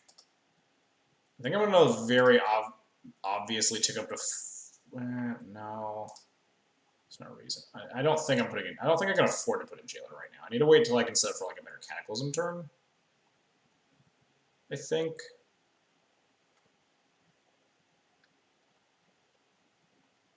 I'm just gonna like shatter my vial here. Interesting. Okay.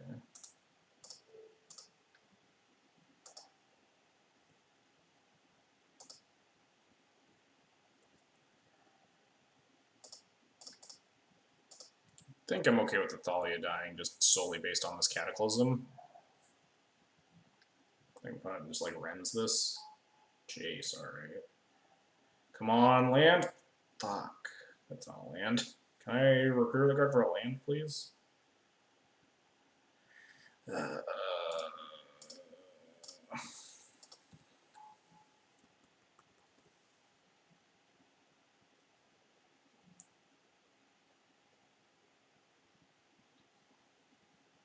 Maybe I was supposed to cast Recruiter there to the Thalia. God, land would have been nuts.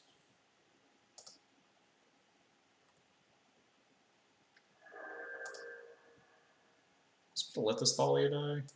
Think so. Yeah, we're just trying to cast Cataclysm.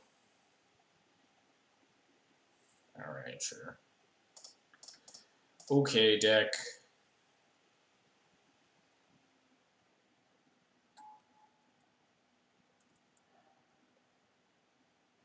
Should we go to another Thalia, maybe? Yeah, I kind of actually want to go to Thalia. Set up for, like, post-Cataclysm. Just got Spatter Scroll, it's worthless. Like, very obviously setting for Cataclysm, but, like, he has to force a will 2 of them. Which, like, he could. He's brainstormed a bunch, but, like, that's our line to win this game, because we're not winning otherwise. Jesus, deck. I mean, I need Cataclysms to win this game, but I also need a land drop.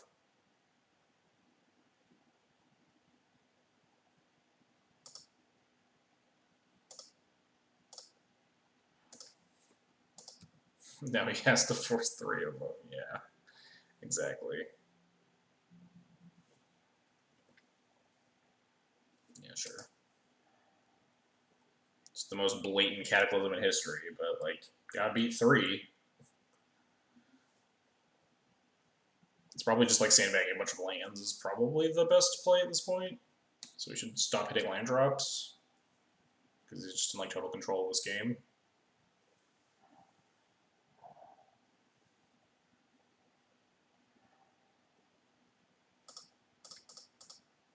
I'm just gonna cancel Judgment with this Jace. It's probably my best line.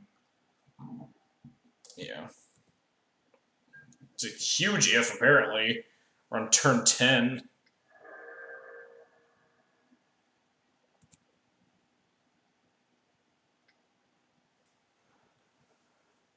Just sitting here twiddling my thumbs, you know, waiting for this 4th land.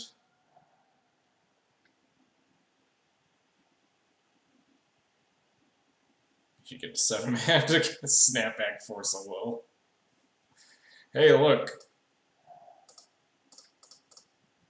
Let's try the first one. Force of Will? Sure. We got 2 more where that came from. You got it.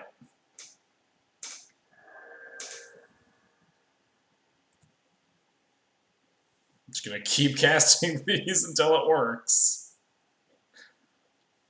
We even get to keep this port.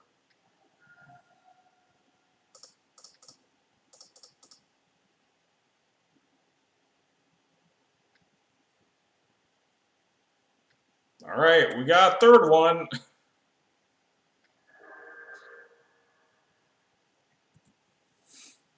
Do you have the 3rd Force of Will, Strifo?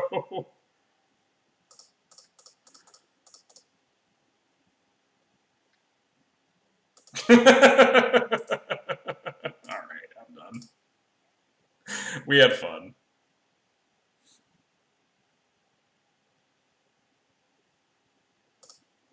Matchup continues to be a fucking shitfest.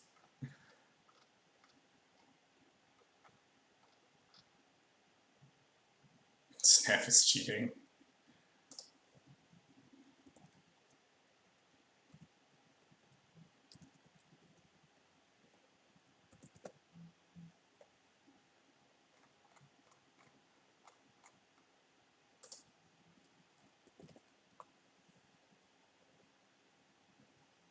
Alright, let's continue to live our lives unperturbed.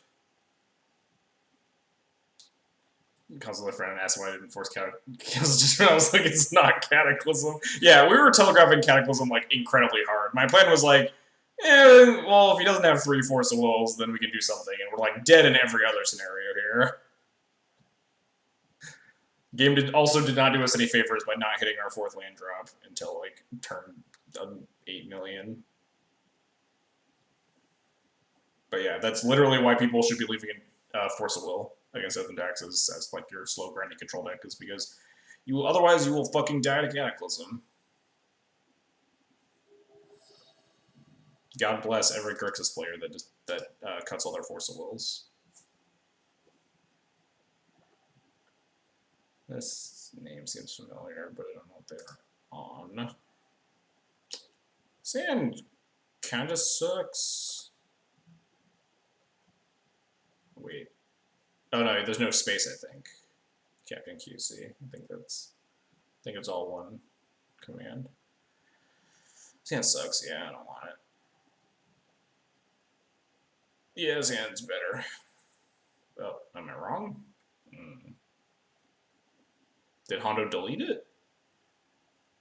After everyone started spamming it?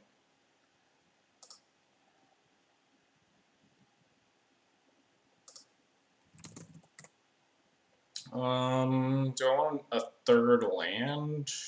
I don't think so.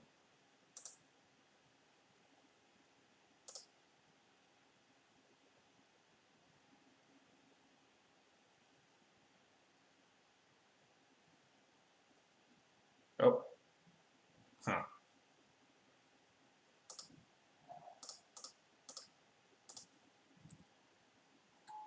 Those exist. Oh yeah, it was an I or an L instead of a one. This land? No, it was loam now, right? I'm saying it's decent against loam.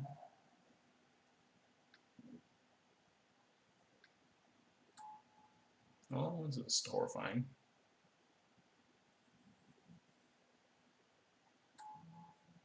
Oh, Combo City.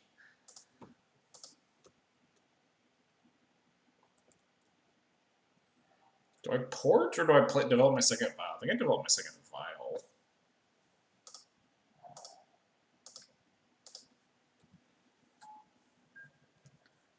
What a mess of a command. Yeah, it's just such an eyesore. Luckily, no one will ever actually use it unless we're playing Strifo.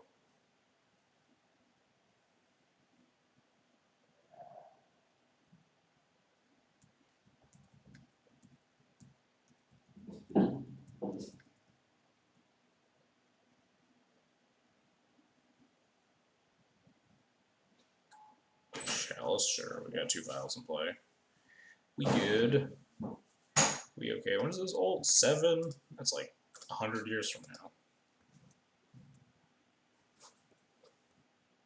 What up? Oh, there's a puppy. Puppy. Puppy stream. We've turned into a puppy stream. She's so heavy. Oh my god. The real question is, well, seriously, more elves or Strifo? I think Strifo is the Strifo pile is more obnoxious because like it makes me think that I get to have a chance because we get to play like an extremely long game, whereas elves just like crushes me. So I think I'd rather play against elves because I just know I'm going to lose rather than hoping. Anyway, I think we're casting sword here. Oh god, your claws are so long. They're like daggers. Now she's licking my ear. It's really gross.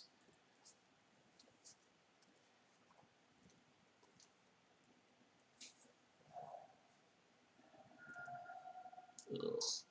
Scott. Why are you like this? Why are you like this, puppy? Do you want me to hold her? Yeah. Oh god, she's so heavy. You're like 20 pounds. Wasn't she like 16? She was 17. And that was like 2 weeks ago, a week and a half ago. Alright, this is extremely hard to play Magic. It's much easier with cats than with dogs. Oh no, now I have to click too? Eh.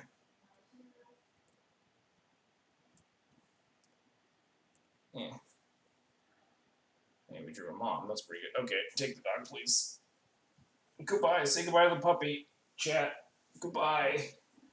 Ugh. Ugh. Anyway. I think I want to Violent Sanctum Prelate and equip it with sword and put a mom into play. Pretty good against like a fair amount that my opponent can do.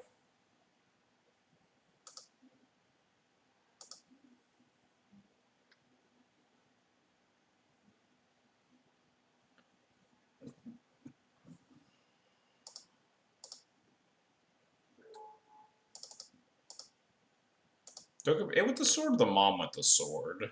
How does this thing die? It's like only edicts, right? Which means I'd rather play it with the sword, because the mom would be getting sacked.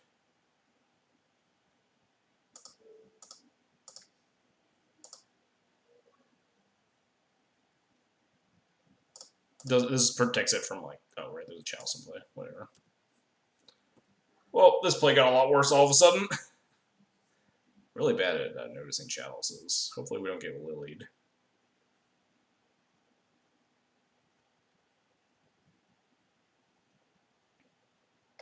What's it, 7, right? Yeah, 7.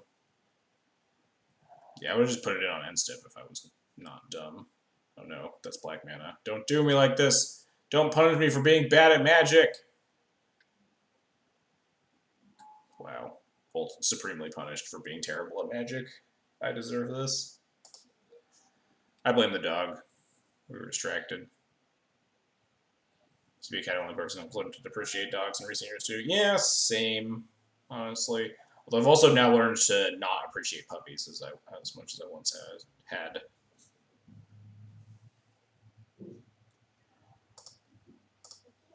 Puppies are just like a fuck ton of work.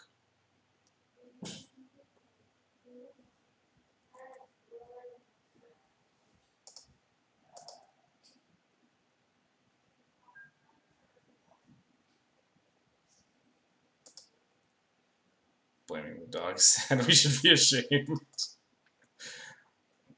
But you could always just blame the dog instead of my own ability to play poorly. I mean, like we adopted both of our cats when they were like babies, when they were kittens, and like it's just so much easier to get a cat to shit in a box than it is to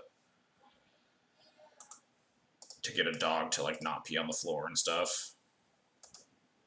Stream's missing a cat. Yeah, we need to cut the cat's nails. I've locked them out of the room because their nails are still long and we haven't cut them yet, and they just like latch onto your shoulder, and it just is the worst.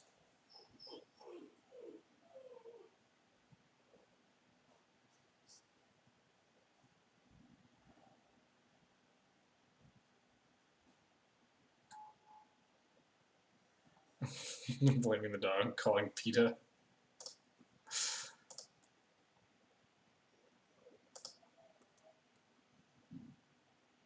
Yeah, the cats are both out of the room right now. Alright, maybe my opponent has nothing in their hand.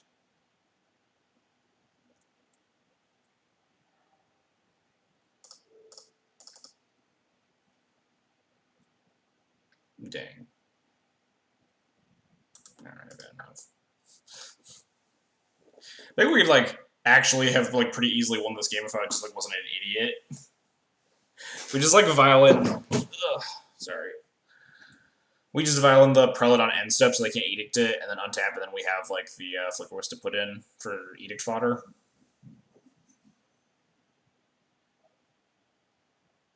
Giving them run 6 for a turn to show the circle scope safely. Oh, I was 100% on that line. Dog maybe forget to put Brisbane into play. Like framed as being a good best friend. True. What do we concede? You don't have Guard the Burn Walls. Well, we have a Stoneforge in hand versus a Ren 6 and a Liliana the Veil. We're definitely not very favored to win that game.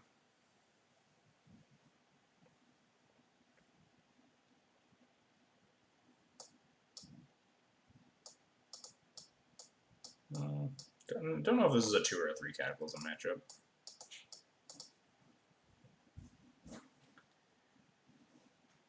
I mean, we had to turn burn the Stoneforge, then what? Then we get... We like hope it lives, equip the sword, we can get Batter Skull.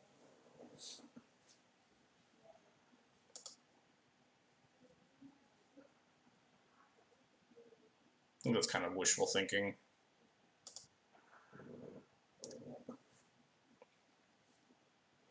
Get Batter Skull, draw Recruiter, go get Jailer. Like, we're not 0% to win that game, for sure, but I think we're extremely unlikely to win that game.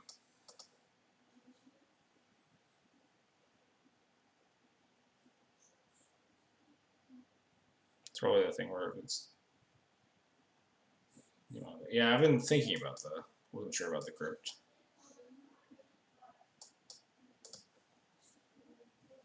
I'm still not sure about the Crypt in this matchup. Crypt sucks so much.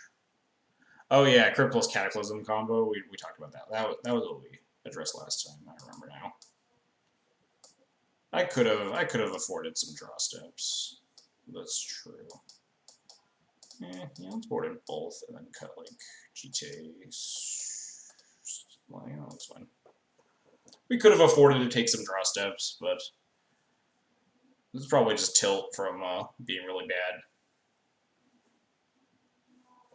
Like walking into the chalice and then losing to the Liliana.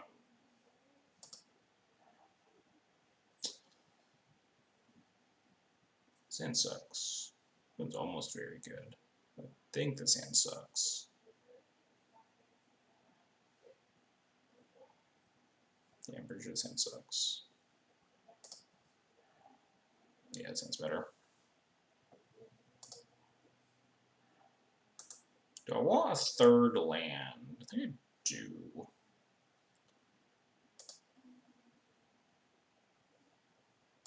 Especially because we have this wasteland, which may or may not be relevant.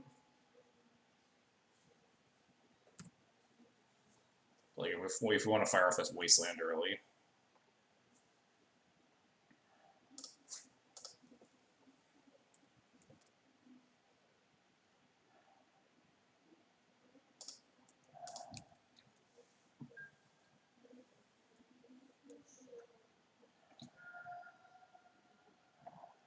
Maybe I thought about playing the wasteland, but I didn't think my. I guess if I play the wasteland, my opponent probably just like doesn't have step fetch. Clash 007, thanks for the follow. I appreciate it. Alright, so I guess we just pay the needle run in 6. Probably don't activate the wasteland, though. Ooh. I think we just want to judgment the Ren instead. Pithing Needling early feels like shit, because it's just going to get decayed. But maybe I want them to, like, burn their, like, decay or whatever on this needle, so we can set up judgment. But we'd also, like, in the following turns, we could protect the needle with the Flicker Wisp. So I think I'd rather judgment the Ren. Oh no, the door's open. That means the cast can get in. No, they're both here with their horribly long nails.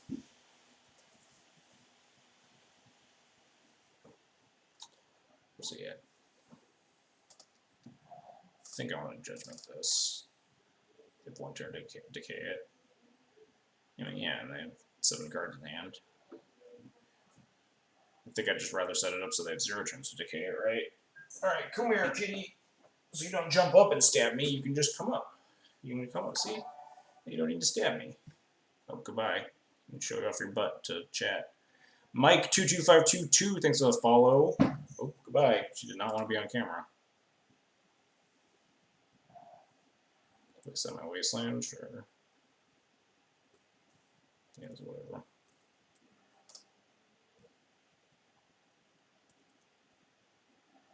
Ooh, hoo, hoo, hoo.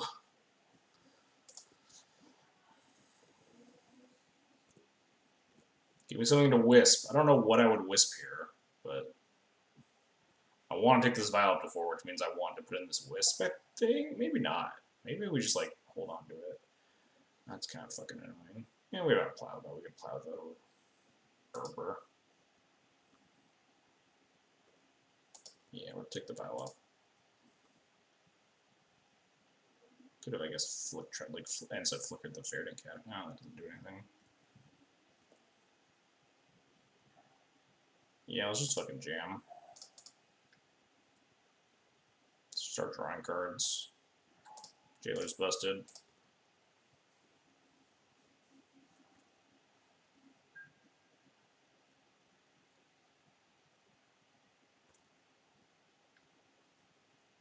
P-fire my jailer. Yep. Fetch up Dried Arbor. Yep. So that's why we have the Swords of Plowshares.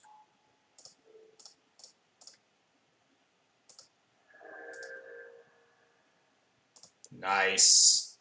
Good draw.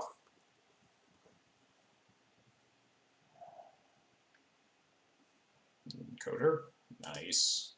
They already have their basic. Life is good.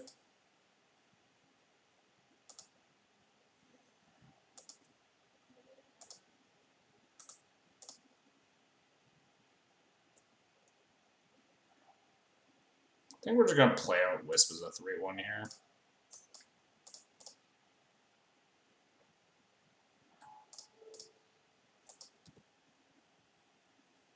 I think I'm porting the Taiga.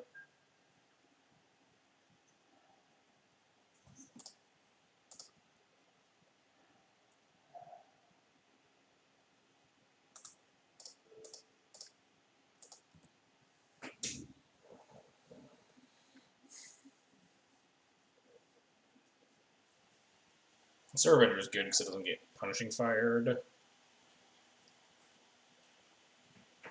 Oh, wastelanding me doesn't seem like a super. I guess maybe I should have actually flickered my Aether Vial and not ported there.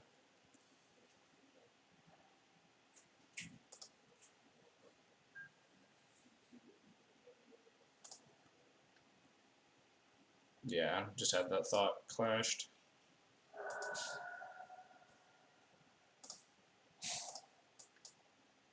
You a fan of Tomek? Not really. There are definitely places where it can be relevant. I'm not a huge fan of it. Like, maybe it's good if everyone and their dog is playing Ren and 6 right now. It'd certainly be pretty embarrassing right here because of this Caracas, but that's results oriented. What do we got? 4 mana Planeswalker? 3 drop? What happened? No, Deluge, okay. So work the Blast Splash and play White Black Painlight for D&T. I mean, it's definitely not worth it for that reason. You can always just play them in mono white, but I don't think the Black Splash is particularly worth it at all. You get like exactly Pontiff. Alright. Hopefully we find something to do. What my opponent does. Oh, something to do. Probably get like Batter Skull at this stage. Oh, thank God that doesn't make a anything that takes Monarchy from me and can needle it. Why would you? Oh, it doesn't because it doesn't matter. Nothing's tapped.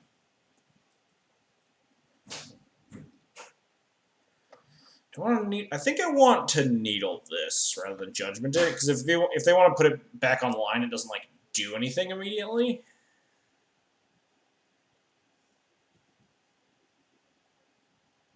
Yeah, I was thinking about holding lands. I think I want to go get Batter Skull to try to fight this Punishing Fire. It says I already lost count of how many cards you've drawn with Jailer. Well, we'll put it on turn 5, so that many. Put it on the battle for. Yeah, and Council Judgment answers creatures, which is definitely relevant. Grab Batter Skull, Pithing Needle, Johnny Vengeant. Can't Pithing Needle grow over the burn walls, but okay. As much as I would love to.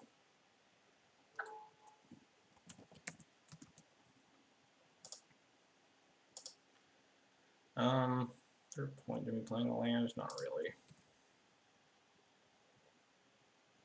If you're tired out, maybe Council Judgment because you can't screw it up on this board. Fair. Fair, honestly. Accurate criticism.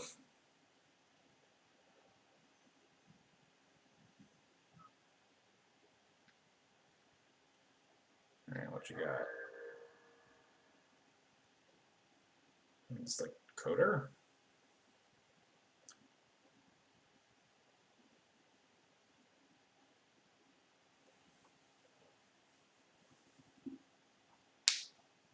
What am I recruiting? Prelate, maybe? It's a little risky to get Prelate when... I guess they can't really blow up the needle very well, though. If the Prelate's on 2. Ooh, Loam. Definitely want to get my... definitely want to get a Prelate going now. Ooh, Tormod's Crypt. That's a pretty good hit, right? They didn't buy back their Punishing Fire. It's a pretty good snag here. Do I still want to put Prelate on 2? Probably.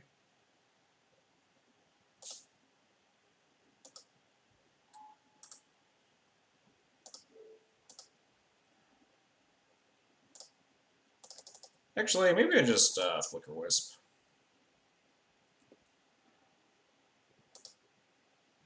Okay, they concede. We did it! We just buried them with a Palace Jailer. Easy. Makes up for me, like, fucking chucking game 1 off a cliff. We got more time. Let's recess sideboard options.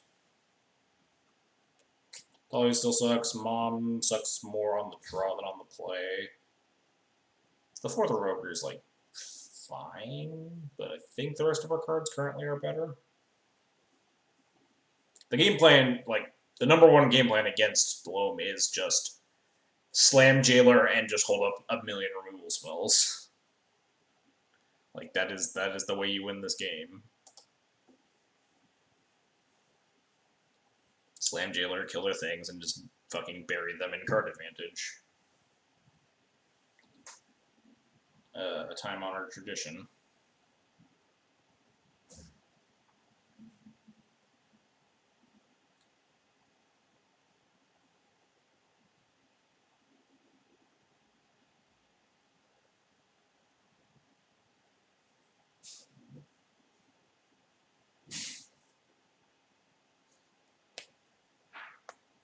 Triple Cataclysms do all the walkers.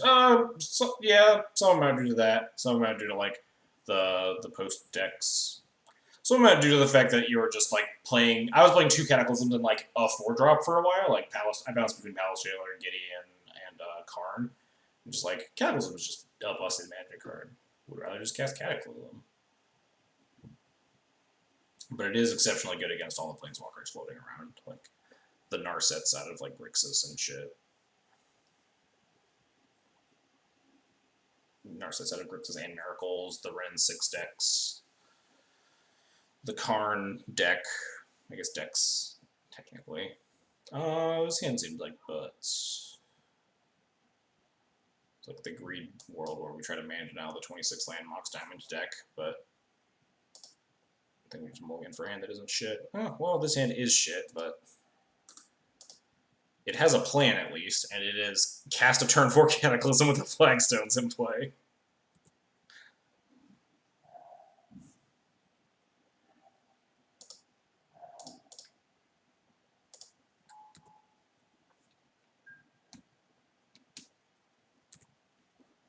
Hopefully there's no, like, Ren in 6 or Loam. Alright, no Ren.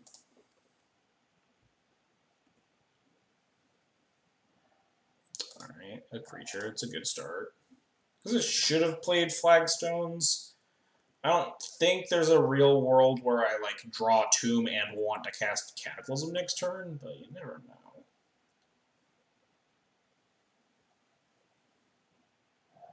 But you're in Flagstones, I'm infinitely disappointed in you. I ticked up to the Flagstones when I put in the 3rd Cataclysm. Because there are just more matchups where you are forced to cast your Cataclysms when they're not game-winning, and you need to rebuild, and like the Flagstones is really good at that. Just play like a Coder, please. Don't play a Walker. No, what is this?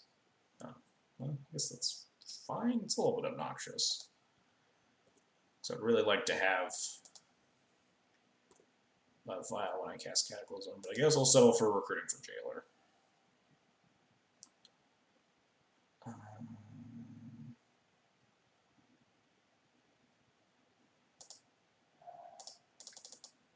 Just don't like the card. It's fine. It is like very minimal downside and very minimal upside.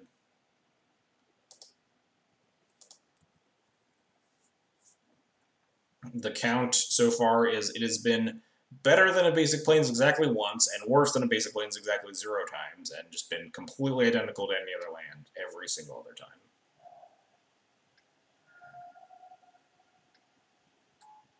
Last move, huh? Alright. I think we just Jailer here. Yeah, I think I want a Jailer here so I can set up for, yeah, jam this Jailer, there's no fetch, and then set up for Cataclysm next turn. If they play a creature, it gets a little awkward because I need to, like, rip a land so I can plow the creature in Cataclysm, but I think I'm just windmill slamming. That's Miranda playing against Forkalo alone. I watched her at the very beginning of her stream when she played. She was playing against Arkin on Forkalo alone, actually. That's pretty good with Cataclysm. That's awkward. Alright, we just need to find a land.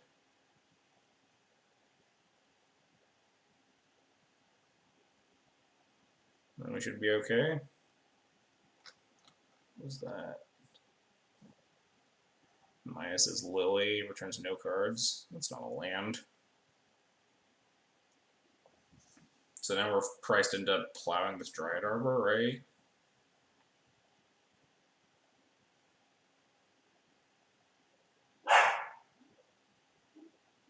So we can get the Vial down. So the play is probably Tormod's Crypt. Actually, I probably don't play the Tormod's Crypt, right? Because I'll have the Vial in play and I want to cast Cataclysm and then Crypt. So it's just Vial, Avenger, Plow.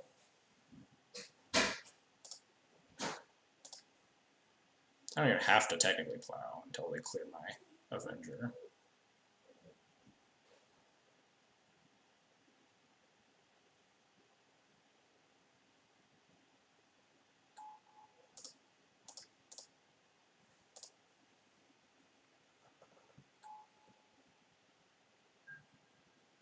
Probably discarding the Wisp to the Lily Plus.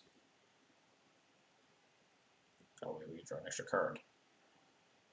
Oh nice, that's very good. Probably discarding the Wisp to the Lily Plus.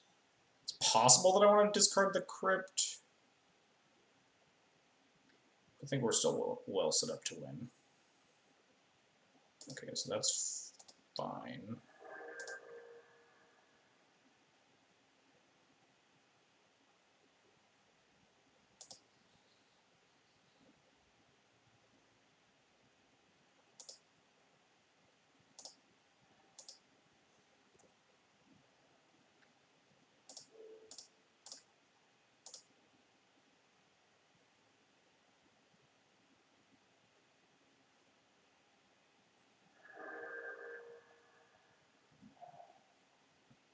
Just don't play a creature. Nice.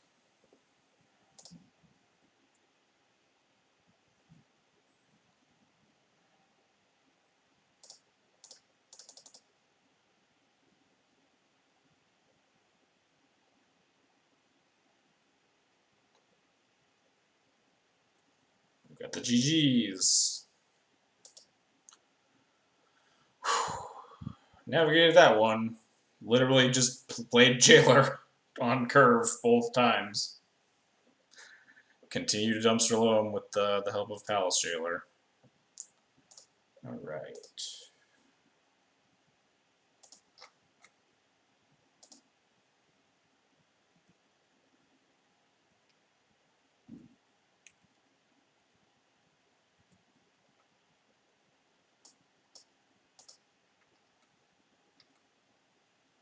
Didn't even see the Wasteland line. What was the Wasteland line? Oh, Wasteland my... Well, I mean, they didn't necessarily play around a Cataclysm. They didn't know I had it. And, like, Wastelanding my... Well, I guess they could have Wastelanded it before the Cataclysm was drawn, but they were, like, dead anyway.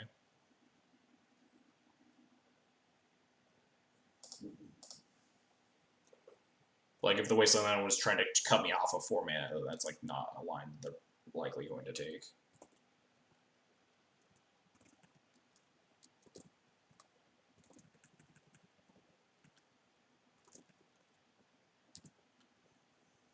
Dog would try to eat that outer wall of my house, man, to get a pretty good chunk of stuck over biting wires and losing interest in eating random objects. Yeah. Our dog is... She's not actually like a demon at destroying anything that we have. I don't know. She's just a puppy. She just really is always wants attention. She like starts whining if you go out of the room. She's not quite crate trained or quite potty trained or anything yet, but we haven't had an incident. incident in a while. It's fucking beating. Yeah, I fucked up game 1 just because I was very distracted. But game 2 and 3, I just put in jail around curve, and that's how you beat 4-color loam.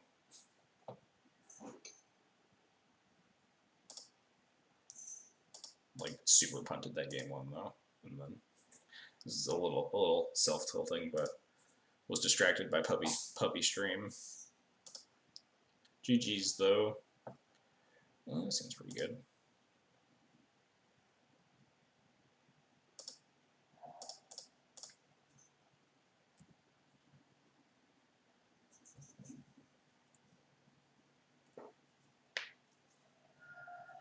Force pitch counterbalance. All right. Well, we know what's on the table for our last round here.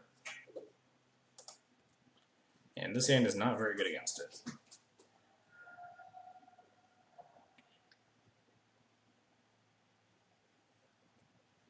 And draw another vial. Or Thalia. Bad. Let's go get sword. We have 2 lands. Hey, don't do that. Don't do that, cat. Yes, good. Don't jump up there.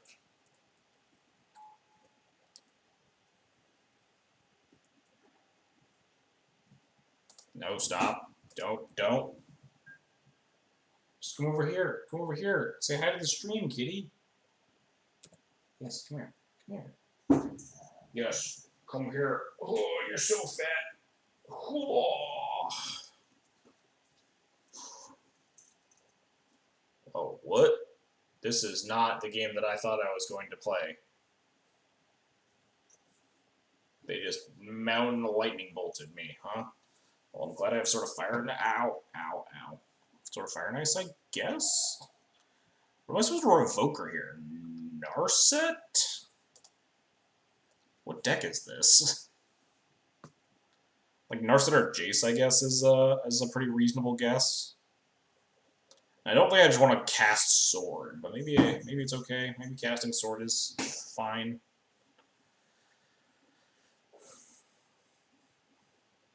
So we'll be testing that. Testing, what is this? Probably still Miracle. What, just like Miracles that has the main deck, just has the natural mountain and just a bolt in the main deck? That seems like.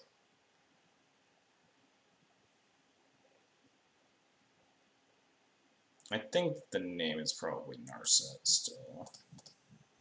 Just made this deck by a month ago. My record's absolute garbage. What should I be? Should I be this bad when playing with this deck?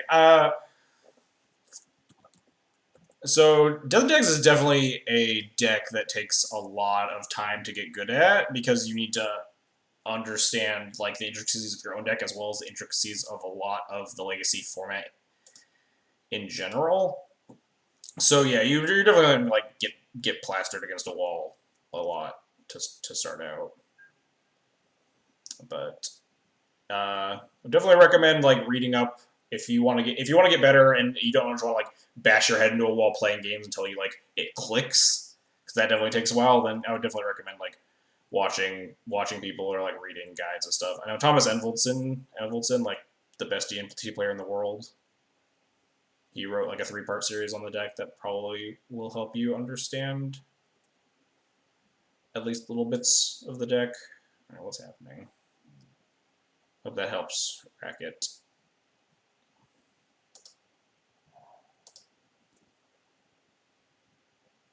Best way to learn D&D is to power play everything in the format. The best, like, way within reason is to watch people, read everything you can, and just bash your head against the format a bunch.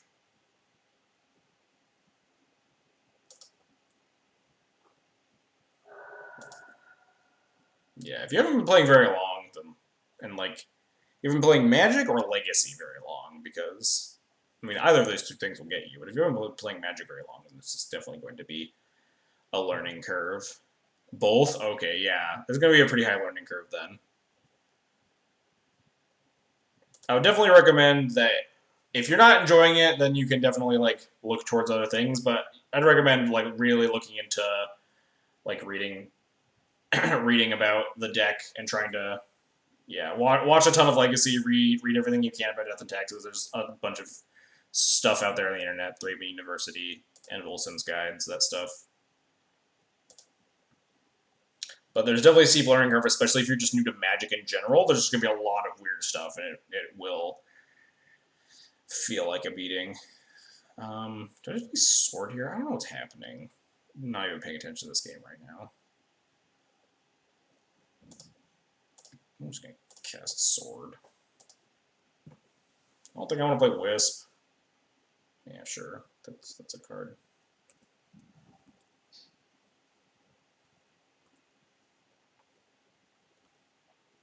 Don't watch this specifically, because I've been playing like dog shit today.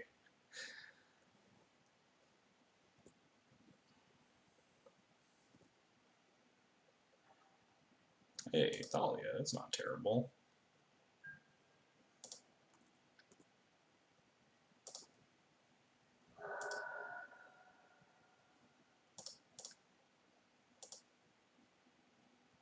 How do you feel about Arbor and Legacy? It's pretty bad, especially because like Death of Texas is a Stoneforge and Recruiter of the Guard deck in Legacy. Alright, they pitched a Daze. I officially don't know what's happening.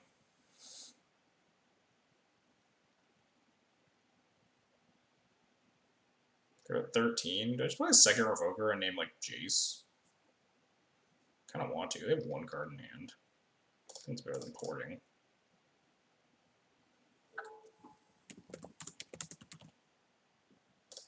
It's possible I like just want to name Narset a second time, but Jace seems like it would also be devastating for me. And they need to have like removal spell plus Narset to get me here.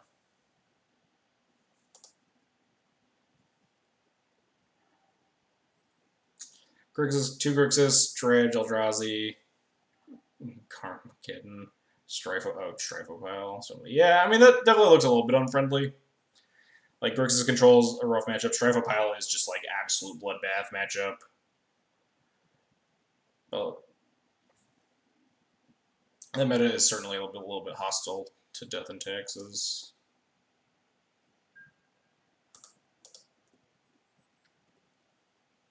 Like if you just like jam it, especially the Miracles matchup is very interesting and has like a lot of different intricacies in it. So if you just like jam against your buddy a lot, you'll definitely learn how to play against a lot of like it'll help against like just against Miracles in general, which is a really popular deck, and it'll really help you in like most of your grindy blue matchups. You're also an Elsefire, don't kill me. It's all good. What am I doing? Guess I'm just like playing everything to the board and getting like wrathed. Because I just don't know what the hell's going on. Opponent's about to like main deck Electrickery end my life. I've been paying no attention to this game. Sure, bull. Alright, goodbye.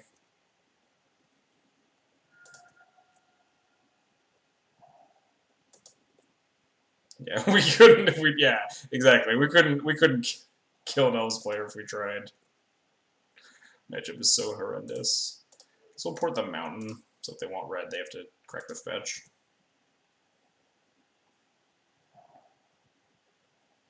Take your pick.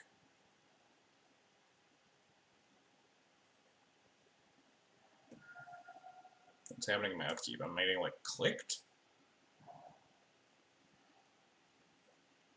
No, they just okay. Go get him, Revoker. Snapcaster Mage? Yeah, sure.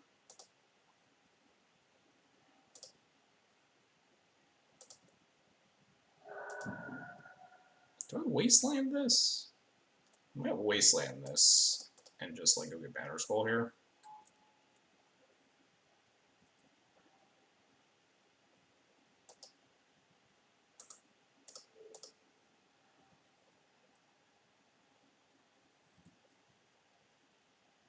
Yeah, opponent's top decking, and we just like, what the? They're a Delver deck. They're just blue and tell where the counterbalance and main deck a Braid.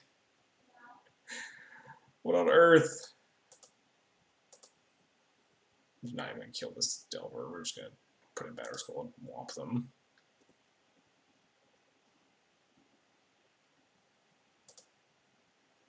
Interesting choice. I will accept this exchange. I'm just playing like top decking True Name. I mean, I stopped thinking it was Miracles around the days, and around also the Lightning Bolt, but.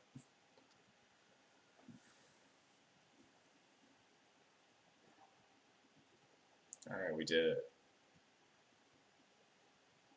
Delver counterbalances. But yeah, it was definitely threw me off the scent when their first play was have a basic island in play and like force a will pitch counterbalance. Definitely threw me off the scent, but now it's just blue red Delver that I guess has a counterbalance. But also, if your meta is like small, if you're like playing in like smaller local tournaments, you can definitely like try to tech out Death and Taxes with some pieces that like help in those matchups. They're obviously not going to be perfect. Those matchups will still probably be bad, but you can be playing like Paladin Envec or whatever if there's like a bunch of Grixis and like Strifo piles and stuff. There are ways to customize Death and Taxes, especially in small metas, where you can better deal with the challenges that you're facing.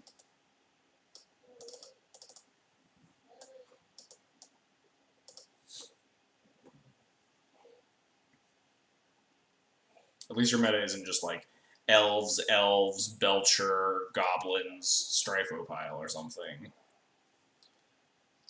And then maybe you build a second deck. Since gas. Put them all again. We have Mom, Thalia, Prelate. Put them all into 5 and we have Mom, Thalia, Prelate. I'm in. Get to hopefully sneak in this 3-2. Ooh, jeez. Just like shot picked pile. Never didn't have it.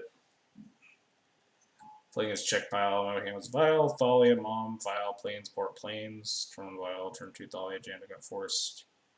He handed me and hit my Vial, I'm right for Jack Thalia, and turn 2 instead of Vial. Might have just ported. Depends on what the opponent did.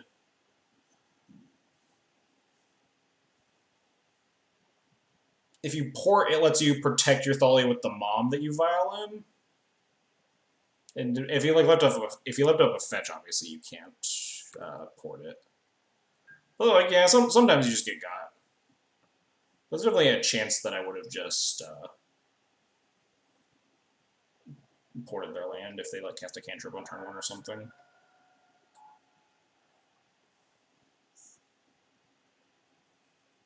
Double Delvers. Oh, that's very good. Actually I might still port them. Didn't they get force because you didn't force my Vial? Yeah, that's also another thing. If they didn't force your Vial, then there's probably not a force. But it's a lot of context. But jamming Thalia does like open up to removal spell, so there is some say in just like porting for a turn, and then vialing in the Mom with your Vial on 1, untapping, and then you have the Vial on 2, put in the Thalia, now it's protected by the Mom, and you can port again.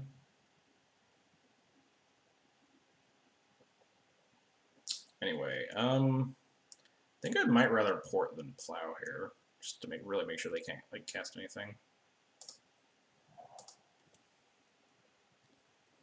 If they blind flip, we just get whomped for 6, but then we can like plow 1, we get to this Flicker Wisp. Interesting. Yeah, wasn't gonna port until after the Delver triggers because I didn't want that to happen.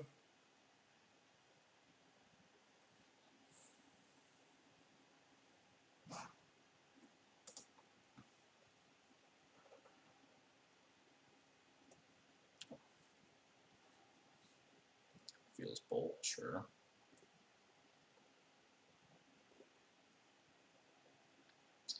Do I want to trade with this? I kind of do. I don't want to just trade with this Delver. Plow this other Delver. I'm in for this.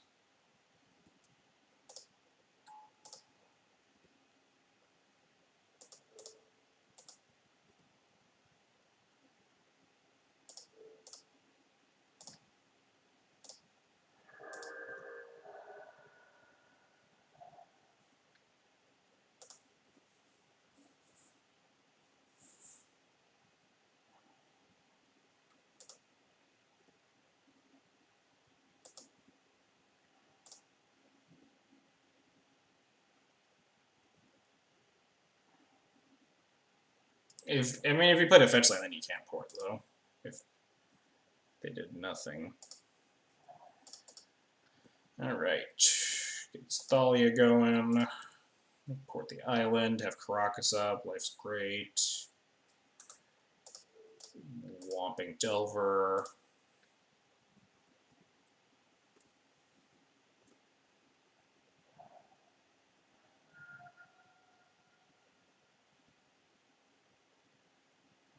Yeah, they can't bolt here. Red Order Arcanist. Oh, we have something to Prelate.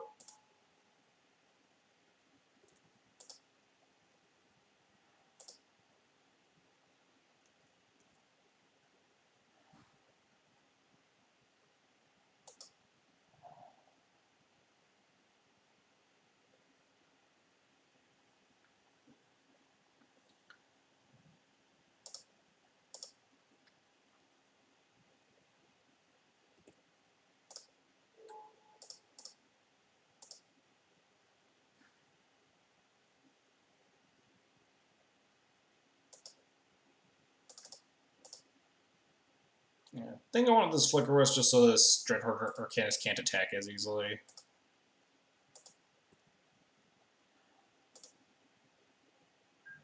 It has Blue or Delver Beat a Prelate with a Braid, or they don't.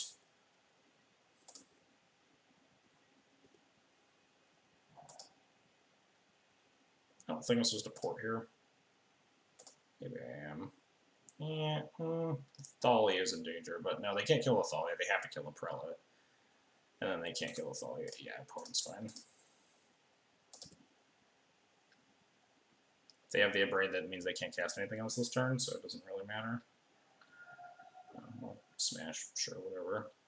It doesn't do anything at this point. Attack me. Do it.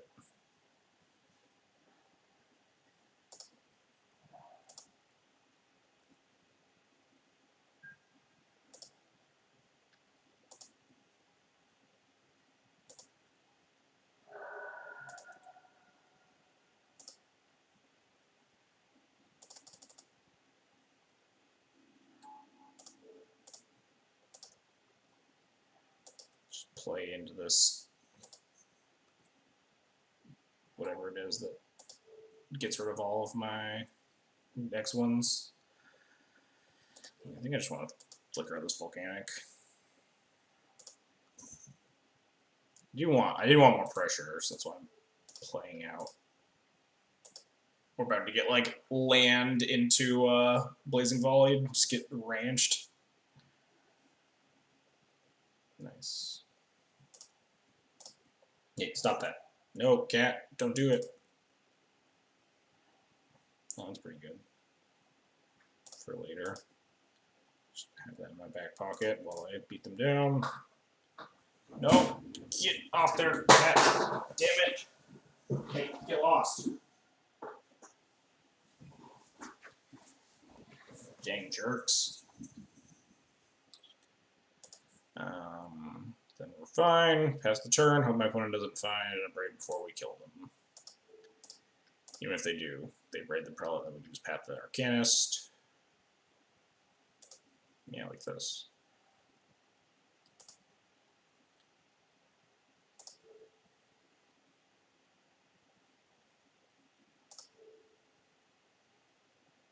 Yeah, I'll pat it right now. I don't want them to like force a Willow or something, because like that Arcanist is pretty bad for me. All I know is that they have a Bolt in hand. Oh, nope, bad kitty. Don't do that. Oh, that's good. Kapow. Yeah, they're so fucking hosed.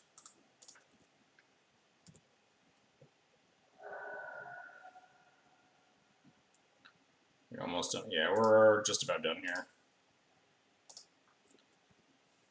Unless they have land Blazing Volley. In which case we still have a Thalia. Oh my god, these cats are a menace! A menace! But yeah, we won. We did it! Managed to crawl back into our 3-2. after getting whomped by Strifo and whatever else. Hey, both of you, get lost. Get out of here.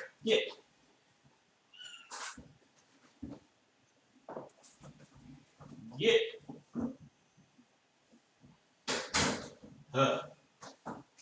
Alright, just gonna wrap up this stream.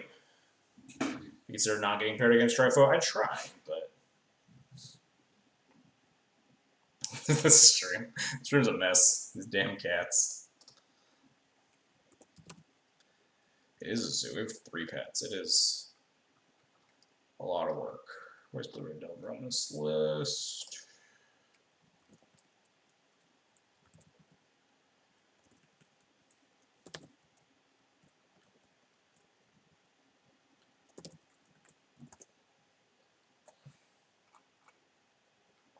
All right. Another 3-2. What was the other thing we lost to? God, what was it? What did we die to today after? Right before Strifo, right? Prison. Oh yeah, we got our deck just did not want us to win against Prison.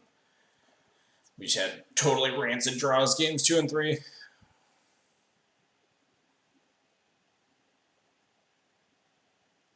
Pet set for a Professor Listener. 4 dogs, pond of fish, a bird, 4 snakes, and a Jesus. Adopt no, please don't. Please let's not adopt a ferret, 3 parrots, and a pair of doves. Reason you're earning factory. Colorless sources are like pretty, or I guess white sources are pretty premium. All right, let me wrap up the stream. I gotta go on dog duty, but we're playing Ancient Tomb as our colorless source, and I don't like too many colorless sources in the deck because we already have enough mana problems as it is for a monocolor deck. Like the Tomb could probably be a factory if you like the card. I've just never really preferred it. But anyway, let's start with the stream here. Find someone to host real fast. Gotta be on dog duty. Who is streaming Legacy? Legacy. Me, Channel Fireball, Ashen T playing Great Stelver, and King Plessin playing Rug Clash Memes.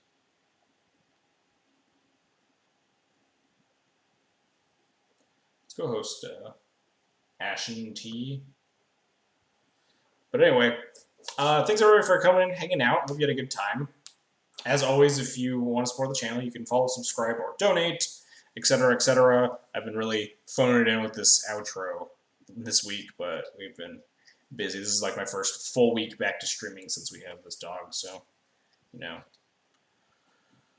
Always have shit to do after the stream. So anyway, follow, subscribe, donate. YouTube link and Twitter link are down below.